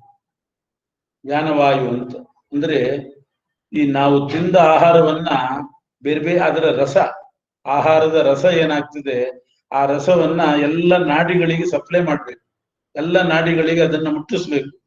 ಆ ಕೆಲಸ ಮಾಡುವವನು ವ್ಯಾನ. ಅದರಿಂದ ಎಲ್ಲ ನಾಡಿ ಜೀವಂತವಾಗಿರ್ತದೆ. ನಾಡಿ ಪರೀಕ್ಷೆ ಅಂತ ಮಾಡ್ತಾರೆ. ಕೆಲವು ನಾಡಿಯಲ್ಲಿ ರಸ ಹೋಗದೆ ಇದ್ರೆ ಅದು ನಿರ್ಜೀವವಾಗಿ ಬಿಡ್ತದೆ. ಆ ನಾಡಿ ಅದು ವೀಕ್ ಆಗ್ತದೆ, ನರ. ಎಲ್ಲ ನರಗಳಿಗೂ ಆಹಾರದ ರಸ ಹೋಗ್ಬೇಕು. ಅದು ವ್ಯಾನ. ವ್ಯಾನ ಅಂತನ್ನುವ ವಾಯು ಆ ರಸವನ್ನ ಎಲ್ಲ ನಾಡಿಗಳಿಗೆ ಸಂಚಾರ ಮಾಡಿಸ್ಲಿಕ್ಕೆ ವಿವಿಧ ನಾಡಿಗಳಲ್ಲಿ ಸಂಚಾರ ಮಾಡ್ತಾ ಆ ರಸ ಮುಟ್ಟಿಸ್ತದೆ. ಆ ವ್ಯಾನವಾಯುವಿಗೆ ಅಭಿಮಾನಿ ಚಂದ್ರ. ಅವನು ದಕ್ಷಿಣಕ್ಕೆ ದ್ವಾರಪಾಲಕ. ನಮ್ಮ ಕಿವಿಗೂ ಅಭಿಮಾನಿ ಚಂದ್ರ. ಶಬ್ದ ಕೇಳಿಸೋದು ಇವೆಲ್ಲ ಚಂದ್ರನೇ. ಹೊರಗಡೆ ಚಂದ್ರಮಂಡಲಕ್ಕೂ ಅವನ ಅಭಿಮಾನಿ. ಅವನು ಸಂಪತ್ತಿಗೂ, ಲಾವಣ್ಯ ಅಂದ್ರೆ ಸೌಂದರ್ಯಕ್ಕೂ ಅಭಿಮಾನಿ ಚಂದ್ರ. ಕೀರ್ತಿಗೆ ಅಭಿಮಾನಿ ಚಂದ್ರ. ಇದನ್ನು ಉಪಾಸನೆ ಮಾಡೋದ್ರಿಂದ ಲಾವಣ್ಯ ಮತ್ತು ಕೀರ್ತಿ ಅದನ್ನ ಮನುಷ್ಯ ಸಂಪಾದನೆ ಮಾಡಬಹುದು.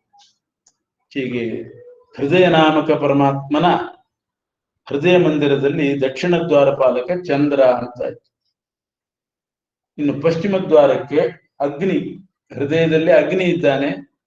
ಅಥ ಯೋಶ್ಯ ಪ್ರತ್ಯಂಶುಷಿ ಸಹ ಅಪಾನಃ. ಪಶ್ಚಿಮ ದ್ವಾರಪಾಲಕ ಅಗ್ನಿ ನಮ್ಮ ದೇಹದಲ್ಲಿ ಸಂಚಾರ ಮಾಡುವ ಅಪಾನ ವಾಯು ಅಂತ ಇದೆ, ಅದಕ್ಕೆ ಅವನ ಅಭಿಮಾನಿ, ಅಗ್ನಿ ಅಭಿಮಾನಿ. ಈಗ ಪ್ರಾಣವಾಯು ಇದೆ ದೇಹದಲ್ಲಿ, ಬಾಯಿಯಲ್ಲಿ, ಮೂಗಿನಲ್ಲಿ, ಕಣ್ಣು, ಕಿವಿ, ಇಷ್ಟು ಕಡೆ ಸಂಚಾರ ಮಾಡೋದು ಪ್ರಾಣವಾಯು. ವಿವಿಧ ನಾಡಿಗಳಿಗೆ ಅನ್ನದ ರಸ ಮುಟ್ಟಿಸೋದು ವ್ಯಾನವಾಯು. ಅಪಾನವಾಯು ಏನ್ ಮಾಡ್ತದೆ ಅಂತಂದ್ರೆ ಒಳಗಡೆ ಸಂಚಾರ ಮಾಡಿ ನಾವು ತಿಂದದ್ರಲ್ಲಿ ಏನು ಕಶ್ಮಲ ಭಾಗ ಆಗ್ತದೆ, ತಿಂದದ್ರಲ್ಲಿ ಏನು ಇದು ಕುಡಿದದ್ರಲ್ಲಿ ಏನು ಕಶ್ಮಲ ಆಗ್ತದೆ, ಎಷ್ಟು ಬೇಕೋ ದೇಹಕ್ಕೆ ಅಷ್ಟು ಇಟ್ಟುಕೊಂಡು ಉಳಿದದ್ದನ್ನು ಹೆಚ್ಚಿನ ಭಾಗವನ್ನೆಲ್ಲ ಹೊರಗಡೆ ಹಾಕಬೇಕು. ಆ ಮಲಮೂತ್ರ ವಿಸರ್ಜನೆ ಆಗ್ಬೇಕು. ಅಪಾನವಾಯು ಆ ಕೆಲಸ ಮಾಡಿಸು, ಒಳಗಡೆ ಸಂಚಾರ ಮಾಡಿ ದೇಹದಲ್ಲಿ ಬೇಡವಾದಂತಹ ಮಾಲಿನ್ಯವನ್ನೆಲ್ಲ ಹೊರಗೆ ಹಾಕಿಸುವ ಕೆಲಸ ಅದು ಮಾಡ್ತದೆ. ಆ ಅಪಾನವಾಯುವಿಗೆ ಅಭಿಮಾನಿ ಅಗ್ನಿ. ಅಗ್ನಿಯಿಂದ ಇದೆಲ್ಲ ನಡೆಯೋದು. ಅವರಿಗೆ ಮುಖ್ಯ ಪರಮಾತ್ಮ ಇದ್ದೇ ಇರ್ತಾನೆ. ಅಂತೂ ಪಶ್ಚಿಮ ದ್ವಾರಪಾಲಕ ಅಗ್ನಿ ಅವನು ಅಪಾನ ಅನ್ನುವಂತಹ ವಾಯುವಿಗೂ ಅಭಿಮಾನಿಯಾಗಿದ್ದಾನೆ. ಮಾತಾಡಿಸೋದು ಅಗ್ನಿಯೇ. ವಾಗೀಂದ್ರಿಯಕ್ಕೂ ಅವನು ಅಭಿಮಾನಿ. ಬಾಹ್ಯ ಅಗ್ನಿ ಅಂದ್ರೆ ಹೊರಗಡೆ ಅಡಿಗೆ ಮಾಡುವಾಗ, ಒಲೆ ಉರಿಸುವಾಗ, ಅಲ್ಲೆಲ್ಲ ಬೆಂಕಿ ಹತ್ತಿದಾಗ ಏನ್ ಬೆಂಕಿ ಇರ್ತದೆ ಅದಕ್ಕೂ ಅಭಿಮಾನಿ ಅಗ್ನಿನೇ. ಅವನನ್ನ ಉಪಾಸನೆ ಮಾಡಬೇಕು, ಪಶ್ಚಿಮ ದ್ವಾರದ ಅಗ್ನಿಯನ್ನ. ಅದರಿಂದ ಅವನು ಬ್ರಹ್ಮವರ್ಚಸ್ಸಿಗೆ ಅಭಿಮಾನಿ, ಅನ್ನಾದಿಗಳಿಗೂ ಅಭಿಮಾನಿ ಅಗ್ನಿನೇ. ಅದರಿಂದ ಬ್ರಹ್ಮವರ್ಚಸ್ಸು ಅನ್ನಾದಿಗಳ ಪ್ರಾಪ್ತಿ ಆಗ್ತದೆ. ಉತ್ತರ ದಿಕ್ಕಿಗೆ ದ್ವಾರಪಾಲಕ ಇಂದ್ರ. ಹೃದಯ ಮಂದಿರದಲ್ಲಿ ಉತ್ತರ ದ್ವಾರಪಾಲಕ ಇಂದ್ರ. ಅವನು ಸಮಾನ ವಾಯುವಿಗೆ ಅಭಿಮಾನಿ. ದೇಹದಲ್ಲಿ ಸಮಾನ ವಾಯು ಅಂತ ಒಂದು ವಾಯು ಸಂಚಾರ ಆಗ್ತದೆ. ಸಮಾನ ವಾಯು ಅಂದ್ರೆ ಯಾವ್ಯಾವ ನಾಡಿಗೆ ಎಷ್ಟೆಷ್ಟು ಆಹಾರ ರಸ ಹೋಗಬೇಕು ಅಂತ ಹಂಚಿಡೋದು ಸಮಾನ ವಾಯು. ಈಗ ಅಡಿಗೆ ಮಾಡಿದ ಮೇಲೆ ಯಾವ್ಯಾವ ಪಂಕ್ತಿಗೆ ಎಷ್ಟೆಷ್ಟು ಬಡಿಸ್ಬೇಕು ಅಂತೆಲ್ಲ ವಿಭಾಗ ಮಾಡಿಡ್ತಾರೆ. ಈ ಪಂಕ್ತಿಗೆ ಇದಿಷ್ಟು ಹೋಗ್ಲಿ, ಒಂದ್ ಸಣ್ಣ ಬಕೆಟು, ಒಂದ್ ದೊಡ್ಡ ಬಕೆಟು, ಕೆಲವು ಕಡೆ ಚಮಚ, ಕೆಲವು ಕಡೆ ಸೌಟು ಎಲ್ಲ ಹಾಕಿಟ್ಟಿರ್ತಾರೆ. ಆ ಸಮಾನ ವಾಯು ಆ ಕೆಲಸ ಮಾಡ್ತಾನೆ. ಯಾವ್ಯಾವ ನಾಡಿಗೆ ಎಷ್ಟೆಷ್ಟು ರಸ ಬೇಕು, ಜಾಸ್ತಿ ಹೋಗ್ಬಾರ್ದು ಕೆಲವು ಕಡೆ, ಅದನ್ನೆಲ್ಲ ವಿಭಾಗ ಮಾಡಿ ಸಮಾನವಂದ್ರೆ ಸಮಾನವಾಗಿ ಹಂಚಿಡೋದು ಆಯಾ ಇದಕ್ಕೆ ಯೋಗ್ಯವಾಗಿ. ಅದಕ್ಕೆ ಅಭಿಮಾನಿ ಇಂದ್ರ. ಅವನು ಉತ್ತರ ದ್ವಾರಪಾಲಕ. ಮನಸ್ಸಿಗೆ ಅಭಿಮಾನಿ ಇಂದ್ರ. ಇಂದ್ರ ಮನಸ್ಸಿಗೆ ಅಭಿಮಾನಿ. ಮೋಡಕ್ಕೂ ಅಭಿಮಾನಿ ಅವನೇ, ಹೊರಗಡೆ ಮೋಡದಲ್ಲಿದ್ದಾನೆ, ಮೋಡಕ್ಕೆ ಅಭಿಮಾನಿ.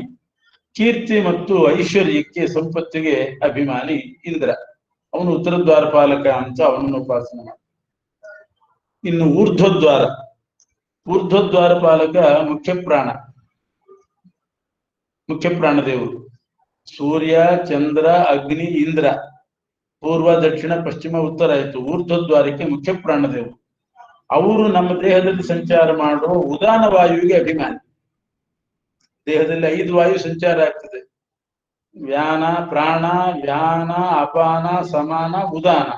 ಆ ಉದಾನ ವಾಯು ಅಂತಂದ್ರೆ ಅದು ಶಬ್ದಗಳನ್ನ ನುಡಿಸೋದು, ಅದಕ್ಕೆಲ್ಲ ಗಾಳಿ ಬೇಕು. ಆ ಗಾಳಿಯಿಂದಲೇನೆ ಧ್ವನಿ ಮೇಲ್ ಬಂದು ಶಬ್ದ ಬರೋದು. ಆ ಉದಾನ ಅನ್ನೋನು ಶಬ್ದಗಳನ್ನ ನುಡಿಸೋದು, ಮಾಡೋದು, ಜೀವನನ್ನ ಮೇಲಕ್ಕೆ ಎತ್ಕೊಂಡು ಹೋಗೋದು, ಊರ್ಧ್ವ ಲೋಕಕ್ಕೆ ಒಯ್ಯುವವನೆಲ್ಲ ಉದಾನ ವಾಯು. ಅವನ ಆ ವಾಯುವಿಗೆ ಅಭಿಮಾನಿ ಮುಖ್ಯ ಪ್ರಾಣ. ಅವನ ಆಕಾಶಕ್ಕೂ ಅಭಿಮಾನಿ. ಶಕ್ತಿ ಮತ್ತು ತೇಜಸ್ಸನ್ನ ಕೊಡುವವನು ಮುಖ್ಯ ಪ್ರಾಣ. ಹೀಗೆ ಊಟ ಮಾಡುವಾಗಲೂ ಕೂಡ ಪ್ರಾಣಾಯ ಸ್ವಾಹ, ಅಪಾನಾಯ ಸ್ವಾಹ ಅಂತೆಲ್ಲ, ಪ್ರಾಣಾಗ್ನಿ ಹೋತ್ರ ಅಂತ ಆರಂಭದಲ್ಲಿ 5 ಸಲ ಒಂದಿಷ್ಟು ಆಹಾರವನ್ನ, ಅನ್ನವನ್ನ ಹಾಕೊಳ್ತೇವೆ, ಅವರಿಗೆ ಆಹುತಿ ಕೊಡ್ತೇವೆ. ಇದೆಲ್ಲ ಏನು ಅಂದ್ರೆ ನಮಗೆ ನಮ್ಮ ಹೃದಯದಲ್ಲಿ, ಹೃದಯ ಮಂದಿರಕ್ಕೆ ದ್ವಾರಪಾಲಕರಾಗಿದ್ದಾರೆ. ತೇಜಸ್ಸು, ಅನ್ನ, ಲಾವಣ್ಯ, ಕೀರ್ತಿ ಇವುಗಳನ್ನೆಲ್ಲ ಕೊಡುವವರು. ದೇಹದಲ್ಲಿರ್ತಕ್ಕಂಥ ಇಂದ್ರಿಯಗಳು, ಕಣ್ಣು, ಕಿವಿ, ನಾಲಿಗೆ, ಮಾತಾಡಿಸೋದು, ವಾಗಿಂದ್ರೆ ಇದಕ್ಕೆಲ್ಲ ಅಭಿಮಾನಿಗಳಾಗಿದ್ದಾರೆ ದ್ವಾರಪಾಲಕರು. ಅದರಿಂದ ಅವರನ್ನು ಉಪಾಸನೆ ಮಾಡಿ. ಹೀಗೆ ಊರ್ಧ್ವ ದ್ವಾರಪಾಲಕ ಮುಖ್ಯ ಪ್ರಾಣ. ಈಗ ಭಗವಂತನ ದ್ವಾರಪಾಲಕರು ಜೈ ವಿಜಯರು ಅಂತ ಪ್ರಸಿದ್ಧಿ ಇದೆ. ಜಯ, ವಿಜಯ, ಚಂಡ, ಪ್ರಚಂಡ, ಕುಮುದ, ಕುಮುದೇಕ್ಷಣ ಅಂತ ಇವರನ್ನ ಪೂಜೆ ಮಾಡುವಾಗ ಆ ದ್ವಾರಪಾಲಕರ ಸ್ತೋತ್ರ ಹೇಳ್ತೇವೆ ನಾವು. ಜಯಂಚ ವಿಜಯಂಚೈವ ಕುಮುದಂ ಕುಮುದೇಕ್ಷಣಂ ಅಂತ ಜೈ ವಿಜಯರು ದ್ವಾರಪಾಲಕರು. 4 ದಿಕ್ಕಿಗೆ ಇಬ್ಬರಿಬ್ರು ಈ ರೀತಿ 8 ಜನ ದ್ವಾರಪಾಲಕರಿದ್ದಾರೆ. ಇಲ್ಲಿ ಬೇರೆನೆ ಬಂತು. ಅದಕ್ಕೆ ಮಧ್ವಾಚಾರ್ಯ ಹೇಳ್ತಾರೆ, ಇಲ್ಲಿ ಹೇಳಿದ ದ್ವಾರಪಾಲಕರು ಆಂತರದ್ವಾರಪಾಶ್ಯೇತೆ ಜಯಾದ್ಯಾಹ ಭಾಷ್ಯತ ಸ್ಮೃತಾಹ. ಇವರೆಲ್ಲ ಆಂತರದ್ವಾರಪಾಲಕರು. ಆಂತರದ್ವಾರಪಾಲಕರು ಅಂದ್ರೆ ನಮ್ಮ ಹೃದಯ ಮಂದಿರದ ದ್ವಾರಪಾಲಕರು ಇವರು. ಭಾಷ್ಯ ದ್ವಾರಪಾಲಕರು ಅಂತಂದ್ರೆ ಬೇರೆ ದೇವಾಲಯಗಳಲ್ಲಿ ಹೊರಗಡೆ ದ್ವಾರಪಾಲಕರು ಅವರು. ಜಯ ವಿಜಯ, ಚಂಡ ಪ್ರಚಂಡ, ಕುಮುದ ಕುಮುದೇಕ್ಷಣ ಅವರೆಲ್ಲ ಹೊರಗಡೆ. ಇವರೆಲ್ಲ ಒಳಗೆ ಹೃದಯ ಮಂದಿರದ ದ್ವಾರಪಾಲಕರು ಅಂತ. ಮೊದಲು ನಮ್ಮೊಳಗೆ ನಾವು ಭಗವಂತನ ಕಂಡು ಆಮೇಲೆ ಹೊರಗೆ ಹೋಗ್ಬೇಕು. ಆದ್ರಿಂದ ಈ ದ್ವಾರಪಾಲಕರ ಉಪಾಸನೆಯನ್ನ ಮಾಡಬೇಕು. ಆ ಹೃದಯ ಮಂದಿರದಲ್ಲಿರುವ ಪರಮಾತ್ಮನೇ ಜ್ಯೋತಿ ರೂಪದಲ್ಲಿ ಇರ್ತಾನೆ. ಅಥ ಯದತಃ ಪರೋ ಜ್ಯೋತಿರ್ದೀಪ್ಯತೆ ಅಂತ ಯೋಸೋ ವೈಕುಂಠಗೋ ವಿಷ್ಣು ಅದೆಲ್ಲ ಹೇಳಿದ್ದಾರೆ. ಆ ಹೃದಯದಲ್ಲಿರುವ ಪರಮಾತ್ಮನೇ ಜ್ಯೋತಿ ರೂಪನಾದ ಪರಮಾತ್ಮ.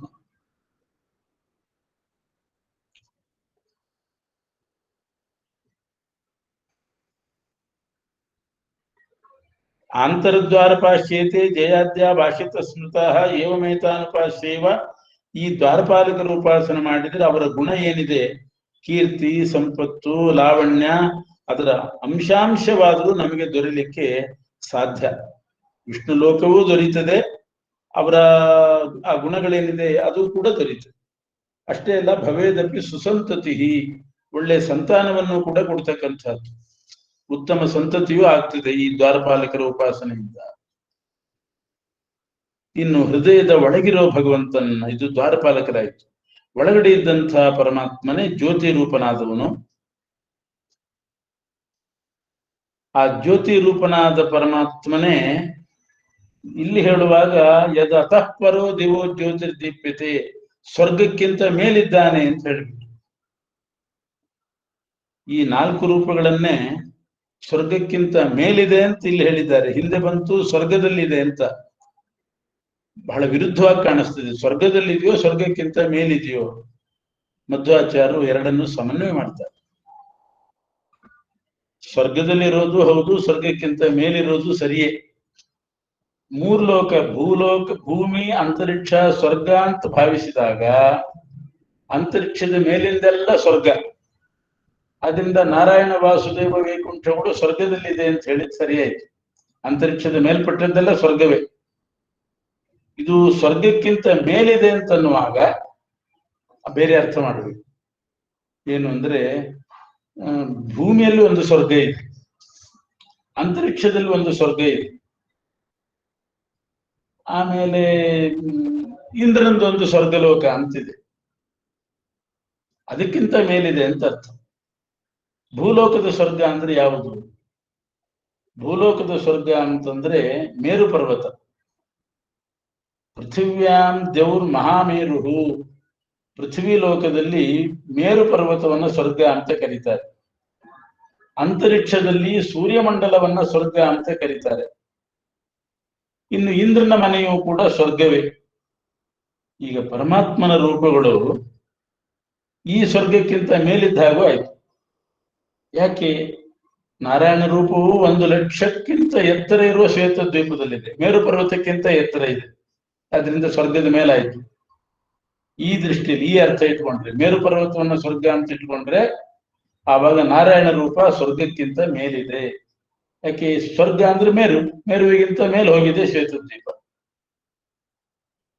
ಇನ್ನು ಅನಂತ ಆಸನದಲ್ಲಿರುವ ವಾಸುದೇವ ರೂಪ ಇಟ್ಕೊಂಡ್ರೆ ಅದು ಸ್ವರ್ಗಕ್ಕಿಂತ ಮೇಲೇನೆ. ಯಾಕೆ ಅಂದ್ರೆ ಅಂತರಿಕ್ಷದಲ್ಲಿ ಒಂದು ಸ್ವರ್ಗ ಇದೆ, ಸೂರ್ಯಮಂಡಲ. ಅದು ಸೂರ್ಯಮಂಡಲಕ್ಕಿಂತ ಮೇಲಿದೆ ಅನಂತಾಸನ. ಇನ್ನೊಂದು ಸ್ವರ್ಗ ಅಂದ್ರೆ ಇಂದ್ರ ಇರುವಂತಹದ್ದು, ಶಚೀಪತಿ ಇಂದ್ರನ ಲೋಕ. ಅದಕ್ಕಿಂತ ಮೇಲಿದೆ ವೈಕುಂಠ ಲೋಕ. ಆದ್ರಿಂದ ಸ್ವರ್ಗಕ್ಕಿಂತ ಮೇಲಿದೆ ಅಂತ ಅನ್ನೋದು ಸರಿ ಹೋಯಿತು. ಅಂಥ ಸ್ವರ್ಗದಲ್ಲಿಯೂ ಇರುವ ಸ್ವರ್ಗಕ್ಕಿಂತ ಮೇಲೇನೂ ಇದ್ದಾನೆ ಅಂತ ಹೇಳಿಸ್ಕೊಂಡ ಆ ಪರಮಾತ್ಮನೇ ಹೃದಯದಲ್ಲಿ ಜ್ಯೋತಿ ರೂಪದಿಂದ ಇದ್ದಾನೆ. ಅವನಿಗೆ ಇವರೆಲ್ಲ ದ್ವಾರಪಾಲಕರು. ತಸ್ಯ ಏಷಾ ದೃಷ್ಟಿ, ಆ ಜ್ಯೋತಿ ರೂಪನಾದ ಪರಮಾತ್ಮ ಒಳಗಿದ್ದಾನೆ ಅನ್ನೋದು ನಮಗೆ ಹೇಗೆ ಗೊತ್ತಾಗಬೇಕು ಅಂತಂದ್ರೆ ಅವನನ್ನು ತಿಳ್ಕೊಳ್ಳುವ ಉಪಾಯ ಇಷ್ಟೇ. ಸ್ಪರ್ಶೇನ ದೃಶ್ಯತೆ ಚಾಗ್ನಿ ತದ್ದೃಷ್ಟಿರಿವ ಸಾತತಃ. ನಮ್ಮ ದೇಹ ಮುಟ್ಟಿದಾಗ ಉಷ್ಣತೆ ಕಂಡು ಬರ್ತದೆ, ಉಷ್ಣತ್ವ ಅನುಭವ ಇದೆ. ಎಂಥ ಚಳಿ ಪ್ರದೇಶದಲ್ಲಿದ್ರೂ ದೇಹ ಬಿಸಿಯಾಗಿರ್ತದೆ, ಮೈ ಬಿಸಿಯಾಗಿರ್ತದೆ. ಯಾಕೆ? ಒಳಗಡೆ ಜ್ಯೋತಿ ರೂಪನಾದ ಪರಮಾತ್ಮ ಇರೋದ್ರಿಂದ ಇಡೀ ದೇಹ ಬಿಸಿ ಇರ್ತದೆ. ದೇಹ ಪೂರ್ತಿ ತಣ್ಣಗಾಯ್ತು ಅಂದ್ರೆ ಅದರ ಅರ್ಥನೇ ಬೇರೆ. ಮೈ ಎಲ್ಲ ಕೈಕಾಲು ತಣ್ಣಗಾಯ್ತು ಅಂತಾರೆ ಅಂದ್ರೆ ದೇವರು ಬಿಟ್ಟು ಹೋಗಿದ್ದಾನೆ ಅಂತ ಅರ್ಥ. ಪ್ರಾಣದೇವರು ದೇವರು ಬಿಟ್ಟು ಹೋಗಿಬಿಟ್ರೆ ಪೂರಾ ತಣ್ಣಗಾಗ್ತದೆ ದೇಹ, ಬಿಸಿ ಇರ್ತದೆ. ಎಂಥ ಚಳಿಯಲ್ಲೂ ದೇಹ ಬಿಸಿ ಇರ್ತದೆ. ಆ ಹೆಚ್ಚು ಬಿಸಿ ಆಗಬಾರ್ದು, ಅದು ರೋಗ, ಜ್ವರ ಅಂತಾರೆ. ಅಂತೂ ಒಂದು ಟೆಂಪರೇಚರ್ ನಲ್ಲಿ ಉಷ್ಣತೆ ಇದ್ದೇ ಇರ್ತದೆ, ಅದು ಅನುಭವಕ್ಕೆ ಬರ್ತದೆ ನಮಗೆ. ಇದೇ ಆ ಜ್ಯೋತಿ ರೂಪಿಯಾದ ಪರಮಾತ್ಮ ಇದ್ದಾನೆ ಅನ್ನೋದಕ್ಕೆ ಸಾಕ್ಷಿ. ಆ ಜ್ಯೋತಿ ರೂಪನಾದ ಪರಮಾತ್ಮನನ್ನ ನಾವು ಸ್ತೋತ್ರ ಮಾಡೋದಿಲ್ಲ ಗಾಯತ್ರಿ ಮಂತ್ರದಿಂದ, ಆದ್ರೆ ಪ್ರಾಣದೇವರು ಮಾತ್ರ ಆ ಜ್ಯೋತಿ ರೂಪನಾದ ಪರಮಾತ್ಮನನ್ನ ಒಳಗಡೆ ಇದ್ದುಕೊಂಡು ನಿತ್ಯವೂ ಅವರು ಸ್ತೋತ್ರ ಮಾಡ್ತಾ ಇರ್ತಾರೆ. ಪ್ರಾಣದೇವರು ಸ್ತೋತ್ರ ಮಾಡ್ತಾ ಇರ್ತಾರೆ. ಆ ಪ್ರಾಣದೇವರು ಸ್ತೋತ್ರ ಮಾಡೋದು ಅದು ನಮಗ್ ಗಮನಕ್ಕೆ ಬರ್ತದೆ. ಕರ್ಣೋಪಿಧಾಯ ತದ್ವಿದ್ವಾನ್, ಎರಡೂ ಕಿವಿಯನ್ನ ಗಟ್ಟಿ ಮುಚ್ಚಿಕೊಂಡಾಗ ಹೊರಗಿನ ಶಬ್ದ ಯಾವುದು ಕೇಳೋದಿಲ್ಲ, ಆದರೆ ಒಂದು ಶಬ್ದ ಕೇಳಿಸ್ತದೆ. ಸಮುದ್ರ ಭೋರ್ಗರದಂತೆ ಒಲೆ ಉರಿಯುವಾಗ ಜ್ವಾಲೆ ಉರಿಯುವಂತೆ ಆಗುವ ಶಬ್ದ ಕಿವಿ ಕೇಳಿಸ್ತದೆ. ಆ ಶಬ್ದನೇ ವಾಯುದೇವರು ಮಾಡುವ ಸ್ತೋತ್ರದ ಶಬ್ದ.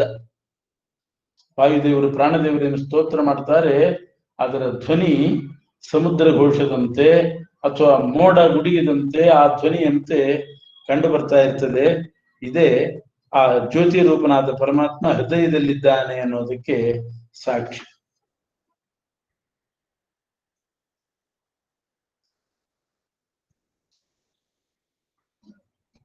ಈ ಪರಮಾತ್ಮ ಇಡೀ ವಿಶ್ವಕ್ಕೆ ಆಶ್ರಯನಾಗಿದ್ದಾನೆ ಅಂತ ಮತ್ತೆ ಉಪಾಸನೆ ಮಾಡಬೇಕು.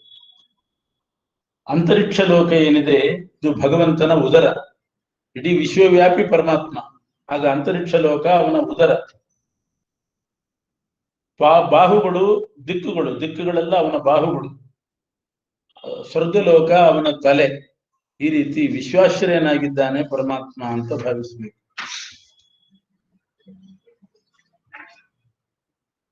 ಪರಮಾತ್ಮನ ಕೈಗಳನ್ನ ಉಪಾಸನೆ ಮಾಡುವ ಕ್ರಮ ಹೇಳ್ತಾರೆ ಮುಂದೆ.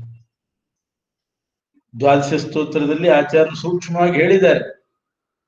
ಚಕ್ರ ಶಂಖ ಗದಾ ಪದ್ಮ ಅದು ಧರೋಧೇಯೋ ಹಮೀಶ್ವರ ಅಂತ ಧ್ಯಾನ ಶ್ಲೋಕದಲ್ಲಿ ಬರ್ತದೆ, ಅಷ್ಟಾಕ್ಷರ ಧ್ಯಾನ ಶ್ಲೋಕದಲ್ಲಿ. ಚಕ್ರ ಶಂಖ ಗದಾ ಪದ್ಮಧರಾಶ್ಚಿಂತ್ಯ ಹರೇರ್ಭುಜಾ ಪೀನವೃತ್ತ ಜಗದ್ರಕ್ಷ ಕೇವಲೋದ್ಯೋಗಿನೋ ನಿಶಂ. ಪರಮಾತ್ಮನಿಗೆ 4 ಕೈ. ಆ ಕೈ ಕೆಲಸ ಏನು ಅಂತಂದ್ರೆ ಜಗದ್ರಕ್ಷಾ ಕೇವಲೋದ್ಯೋಗಿನೋ ನಿಶಂ. 4 ಕೈಗಳಿಂದ ನಿರಂತರ ಜಗತ್ತನ್ನ ರಕ್ಷಣೆ ಮಾಡ್ತಾ ಇರ್ತಾನೆ. ಅದೇ ಒಂದು ಉದ್ಯೋಗ ಆ ಕೈಗೆ. ಬಹಳ ಚೆನ್ನಾಗಿ ಹೇಳಿದ್ದಾರೆ. ಚಕ್ರ ಶಂಖ ಗದಾ ಪದ್ಮಧರಾಹ. ಚಕ್ರ ಶಂಖ ಗದಾ ಪದ್ಮವನ್ನು ಧರಿಸಿದ, ಚಿಂತ್ಯ ಹರೇರ್ಭುಜಾಹ ಪೀನವೃತ್ತಾಹ, ದಪ್ಪವಾಗಿದೆ, ಗುಂಡಕಾಗಿದೆ, ವರ್ತುಲಾಕಾರವಾಗಿದೆ ಕೈಗಳು. ಜಗದ್ರಕ್ಷಾ ಕೇವಲೋದ್ಯೋಗಿನ ಅನಿಶಂ. ಯಾವಾಗ್ಲೂ ಜಗತ್ತಿನ ರಕ್ಷಣೆ ಮಾಡೋದೇ ಒಂದು ಕೆಲಸ ಆ ಕೈಗೆ. ಆ ಕೈಗಳ ಉಪಾಸನೆ ಹೇಗೆ ಮಾಡ್ಬೇಕು? ಬಲಗಡೆ ಮೇಲೆ ಕೆಳಗೆ 2 ಕೈ, ಎಡಭಾಗದಲ್ಲಿ ಮೇಲೆ ಕೆಳಗೆ ಅಂತ ಹೀಗೆ ಚತುರ್ಭುಜ 4 ಕೈಗಳಿದೆ ಪರಮಾತ್ಮನಿಗೆ. ಬಲಗಡೆ ಭಾಗದಲ್ಲಿ ಮೇಲಿನ ಕೈ ಏನಿದೆ ಅದಕ್ಕೆ ಜುಹು ಅಂತ ಹೆಸರು. ಆ ಕೈಗೆ ಒಂದು ಹೆಸರು ಜುಹು ಅಂತಾರೆ. ಜುಹು ಅಂತಂದ್ರೆ ದಾನ ಮಾಡೋದು ಅಂತ ಅರ್ಥ. ಹೂ ದಾನಾದಾನಯೋಹೋ ಅಂತ ಧಾತು. ಜುಹು ಅಂದ್ರೆ ದಾನ ಕೊಡುವಂತಹದ್ದು. ಅಥವಾ ಸ್ವೀಕಾರ ಮಾಡೋದು, ಎರಡೂ ಅರ್ಥ ಇದೆ. ಆ ಭಗವಂತನ ಬಲಗಡೆಯ ಮೇಲಿನ ಕೈಯೇನೆ ಎಲ್ರಿಗೂ ಅಭೀಷ್ಟವನ್ನ ದಾನ ಮಾಡುವಂಥದ್ದು. ಆದ್ರಿಂದ ಅದಕ್ಕೆ ಜುಹು ಅಂತ ಹೆಸರು. ನಾವೇನಾದ್ರೂ ಭಗವಂತನಿಗೆ ಅರ್ಪಣೆ ಮಾಡಿದ್ರೆ ಅದನ್ನು ತಗೊಳ್ಳುವ ಕೈಯೂ ಕೂಡ ಅದೇನೆ. ಅದರಿಂದ ದಾನ ಮತ್ತು ಆದಾನ ಎರಡು ಮಾಡೋದ್ರಿಂದ ಪರಮಾತ್ಮನ ಬಲಭಾಗದ ಮೇಲಿನ ಕೈ ಜುಹು ಅಂತ ಹೆಸರು. ಅಷ್ಟೇ ಅಲ್ಲ, ಜುಹು ಅಂತ ಒಂದು ಸಾಧನಕ್ಕೆ ಹೇಳ್ತಾರೆ. ಹೋಮ ಮಾಡ್ತೀವಲ್ಲ, ಅದಕ್ಕೆ ಜುಹು ಅಂತ ಹೆಸರು. ಯಾವುದರಿಂದ ನಾವು ಅಗ್ನಿಯಲ್ಲಿ ಹೋಮ ಮಾಡ್ತೇವೆ, ಒಂದು ಪಾತ್ರಿದ್ದು ಇರ್ತದೆ, ಸೌಟಿದ್ದಾಗಿರ್ತದೆ, ಅದಕ್ಕೆ ಜುಹು ಅಂತ ಕರೀತಾರೆ. ಭಗವಂತ ಬಲಗಡೆ ಭಾಗ ಮೇಲಿನ ಕೈ, ಅದರಲ್ಲಿ ಚಕ್ರ ಹಿಡ್ಕೊಂಡು ಶತ್ರುಗಳನ್ನೆಲ್ಲ ಹೋಮ ಮಾಡ್ತಾನೆ, ಅಗ್ನಿಯಲ್ಲಿ ಶತ್ರುಗಳನ್ನ ನಾಶಪಡಿಸ್ತಾನೆ. ಆದ್ರಿಂದ ಬಲಗಡೆ ಮೇಲೆ ಚಕ್ರ ಹಿಡ್ಕೊಂಡಂತ ಕೈ, ಆ ಚಕ್ರದಿಂದ ಶತ್ರುಗಳನ್ನ ಹೋಮ ಮಾಡ್ತಾನೆ. ಆದ್ರಿಂದಲೂ ಅದಕ್ಕೆ ಜುಹು ಅಂತ ಹೆಸರು. ಇನ್ನು ಬಲಭಾಗದ ಕೆಳಗಿನ ಕೈ, ಅದರಲ್ಲಿ ಬಲಭಾಗದ ಕೆಳಗಿನ ಕೈಯಲ್ಲಿ ಶಂಖ ಹಿಡ್ಕೊಂಡಿರ್ತಾನೆ. ಮೇಲೆ ಚಕ್ರ, ಕೆಳಗಡೆ ಶಂಖ, ಬಲಗಡೆ. ಆ ಶಂಖ ಹಿಡ್ಕೊಂಡ ಕೈಗೇನೆ ಸಹಮಾನ ಅಂತ ಹೆಸರು. ಸಹಮಾನ, ಮಾನ ಅಂದ್ರೆ ವೇದ, ವೇದದ ಪ್ರತೀಕವೇ ಶಂಖ. ಶಂಖ ವೇದದ ಪ್ರತೀಕ. ಶಂಖದಲ್ಲಿ ವೇದ ಸನ್ನಿಧಾನ, ವೇದ ಲಕ್ಷ್ಮಿ ಸನ್ನಿಧಾನ. ಅದನ್ನ ಬಲಗಡೆ ಕೆಳಗಡೆ ಕೈಯಲ್ಲಿ ಹಿಡ್ಕೊಂಡಿರ್ತಾನೆ. ಆದ್ರಿಂದ ಆ ಶಂಖ ಹಿಡ್ಕೊಂಡಿದ್ರಿಂದ ಅದಕ್ಕೆ ಸಹಮಾನ ಅಂತ ಹೆಸರು. ಇನ್ನು ಎಡಭಾಗದಲ್ಲಿ ಮೇಲಿನ ಕೈಗೆ ರಾಜ್ಞಿ ಅಂತ ಹೆಸರು. ಅಂದ್ರೆ ಗದೆ ಹಿಡ್ಕೊಂಡ ಕೈ ಅದು. ಶೋಭಾ, ರಾಜ್ಞಿ ಅಂದ್ರೆ ಒಳ್ಳೆ ಶೋಭಾಯುಕ್ತ, ಮುಖ್ಯ ಪ್ರಾಣದೇವರ ಅಭಿಮಾನಿ, ಅಂತ ಗದೆಯನ್ನ ಹಿಡ್ಕೊಂಡ ಕೈ ಅದು. ಎಡಭಾಗದ ಕೆಳಗಿನ ಕೈಗೆ ಸುಭೂತ ಅಂತ ಹೆಸರು. ಅಂದ್ರೆ ಪದ್ಮ, ಕಮಲ ಹಿಡ್ಕೊಂಡ ಕೈ. ಬಲಗಡೆ ಮೇಲ್ಭಾಗದಲ್ಲಿ ಚಕ್ರ, ಕೆಳಭಾಗದಲ್ಲಿ ಶಂಖ. ಎಡಭಾಗಕ್ಕೆ ಬಂದ್ರೆ ಮೇಲ್ಭಾಗದಲ್ಲಿ ಗದೆ, ಕೆಳಗಡೆ ಪದ್ಮ. ಇದೇ ಚಕ್ರ ಶಂಖ ಗದಾ ಪದ್ಮ. ಬಲಗಡೆದ್ದು ಚಕ್ರ ಶಂಖ, ಎಡಗಡೆ ಗದಾ ಪದ್ಮ, ಮೇಲೆ ಕೆಳಗೆ. ಆಚಾರ್ಯರು ಅದನ್ನ ಹೇಳಿದ್ದಾರೆ. ಚಕ್ರ ಶಂಖ ಗದಾ ಪದ್ಮ ಧರಾಶ್ಚಿಂತ್ಯ ಹರೇರ್ ಭುಜಾಹ. ಅದರ ಹೆಸರನ್ನ ಉಪನಿಷತ್ತು ಹೇಳ್ತಾ ಇದೆ. ಚಕ್ರ ಹಿಡ್ಕೊಂಡ ಕೈ ಜುಹು, ಶಂಖ ಹಿಡ್ಕೊಂಡ ಕೈ ಸಹಮಾನ, ಗದೆ ಹಿಡ್ಕೊಂಡಂತಹದ್ದು ರಾಜ್ಞಿ, ಅದ್ರ ಕೆಳಗಡೆ ಕಮಲ ಹಿಡ್ಕೊಂಡ ಕೈ ಸುಭೂತ. ಯಾಕೆ ಅಂದ್ರೆ ಕಮಲದಲ್ಲಿ ಲಕ್ಷ್ಮಿ ಇರ್ತಾಳೆ. ಭೂತಿ ಅಂದ್ರೆ ಲಕ್ಷ್ಮಿ, ಭೂತಿ ಅಂತ ಲಕ್ಷ್ಮೀ ದೇವಿ ಹೆಸರು. ಆ ಲಕ್ಷ್ಮೀ ದೇವಿ ಇರುವ ಕಮಲ ಕೆಳಗಡೆ ಕೈಯಲ್ಲಿರ್ತದೆ, ಆದ್ರಿಂದ ಸುಭೂತ ಅಂತ ಹೆಸರು. ಈ ಕೈಗಳನ್ನ ಚಿಂತನೆ ಮಾಡೋದ್ರಿಂದ ವಾಸುದೇವ ಸಂಕರ್ಷಣ ಪ್ರದ್ಯುಮ್ನ ಅನಿರುದ್ಧ ರೂಪಗಳ ಅನುಗ್ರಹ ಪ್ರಾಪ್ತಿಯಾಗ್ತದೆ. ಪರಮಾತ್ಮನ ಆ ಕೈಗಳಿಂದ ನಮಗೆ ಏನ್ ಭಗವಂತ ಕೊಡ್ಬೇಕು ಅದನ್ನೆಲ್ಲ ಕೊಡ್ತಾನೆ.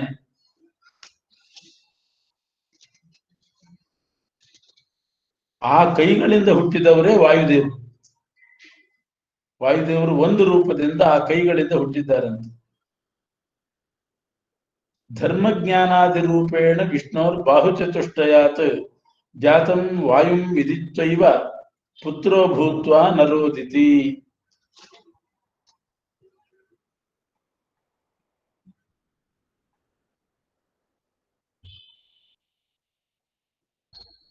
ಧರ್ಮ, ಜ್ಞಾನ, ವೈರಾಗ್ಯ, ಐಶ್ವರ್ಯ ಅಂತ 4 ಪ್ರಧಾನ ಗುಣಗಳು ಮನುಷ್ಯನಿಗಿರ್ಬೇಕಾದ್ದು. ಧರ್ಮ, ಜ್ಞಾನ, ವೈರಾಗ್ಯ, ಐಶ್ವರ್ಯ. ಈ 4 ರೂಪದಿಂದ ಮುಖ್ಯ ಪ್ರಾಣದೇವರು ಆ 4 ಕೈಯಿಂದ ಹುಟ್ಟಿದರಂತೆ. 4 ರೂಪರಾಗಿ ಧರ್ಮ, ಜ್ಞಾನ, ವೈರಾಗ್ಯ, ಐಶ್ವರ್ಯ ರೂಪದಿಂದ ವಾಯುದೇವರು 4 ಕೈಗಳಿಂದ ಹುಟ್ಟಿದ್ದಾರೆ ಅಂತ ವಾಯುದೇವರನ್ನ ತಿಳ್ಕೊಂಡ್ರೆ ಅಂಥವರು ಮತ್ತೆ ಜರಾಮರಣಗಳನ್ನ ಪಡೆಯೋದಿಲ್ಲ ಅಂತ ಲಕ್ಷ್ಮೀದೇವಿ ಆ ಕೈಗಳನ್ನ ಸ್ತೋತ್ರ ಮಾಡಿದ್ದಾರೆ.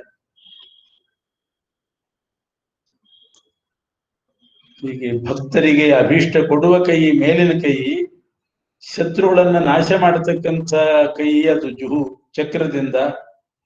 ಶಂಖ ಹಿಡ್ಕೊಂಡ ಕೈ ಕೆಳಗಡೆದ್ದು, ಇದಕ್ಕೆಲ್ಲ ದಿಕ್ಕು ಅಂತ ಹೆಸರು. ದಿಕ್ಕು ಅಂದ್ರೆ ಕೊಡುವಂತಹದ್ದು, ದಿಶೆ ಅತಿಸರ್ಜನೆ. ರಮಾದೇವಿ ಈ 4 ಬಾಹುಗಳನ್ನ ಉಪಾಸನೆ ಮಾಡಿದ್ದಾಳಂತೆ. ಉಪಾಸನೆ ಮಾಡಿ ಪ್ರಾಣದೇವರನ್ನ ಮಗನನ್ನಾಗಿ ಪಡೆದಿದ್ದಾಳೆ. ರಮಾದೇವಿ ವಿಶೇಷ ಉಪಾಸನೆ ಮಾಡಿದ್ದು ಇದರಿಂದ. 4 ಭಗವದ್ ರೂಪಗಳನ್ನ ಪಡೆದಿದ್ದಾಳೆ. 4 ಕೈಗಳನ್ನ ಉಪಾಸನೆ ಮಾಡಿ, ಅದು ವ್ಯಾಹೃತಿ ಮಂತ್ರದಿಂದ ಭೂಹು ಭುವಃ ಸ್ವಹ ಭೂರ್ಭುವ ಸ್ವಹ ಅಂತ ಉಪಾಸನೆ ಮಾಡಿ ಅನಿರುದ್ಧಾದಿ ಚತುರ್ರೂಪಗಳನ್ನ ಪಡೆದವಳು ರಮಾದೇವಿ. ಅವಳು ವಿಶೇಷವಾಗಿ ಉಪಾಸನೆ ಮಾಡಿದ ಕೈಗಳು.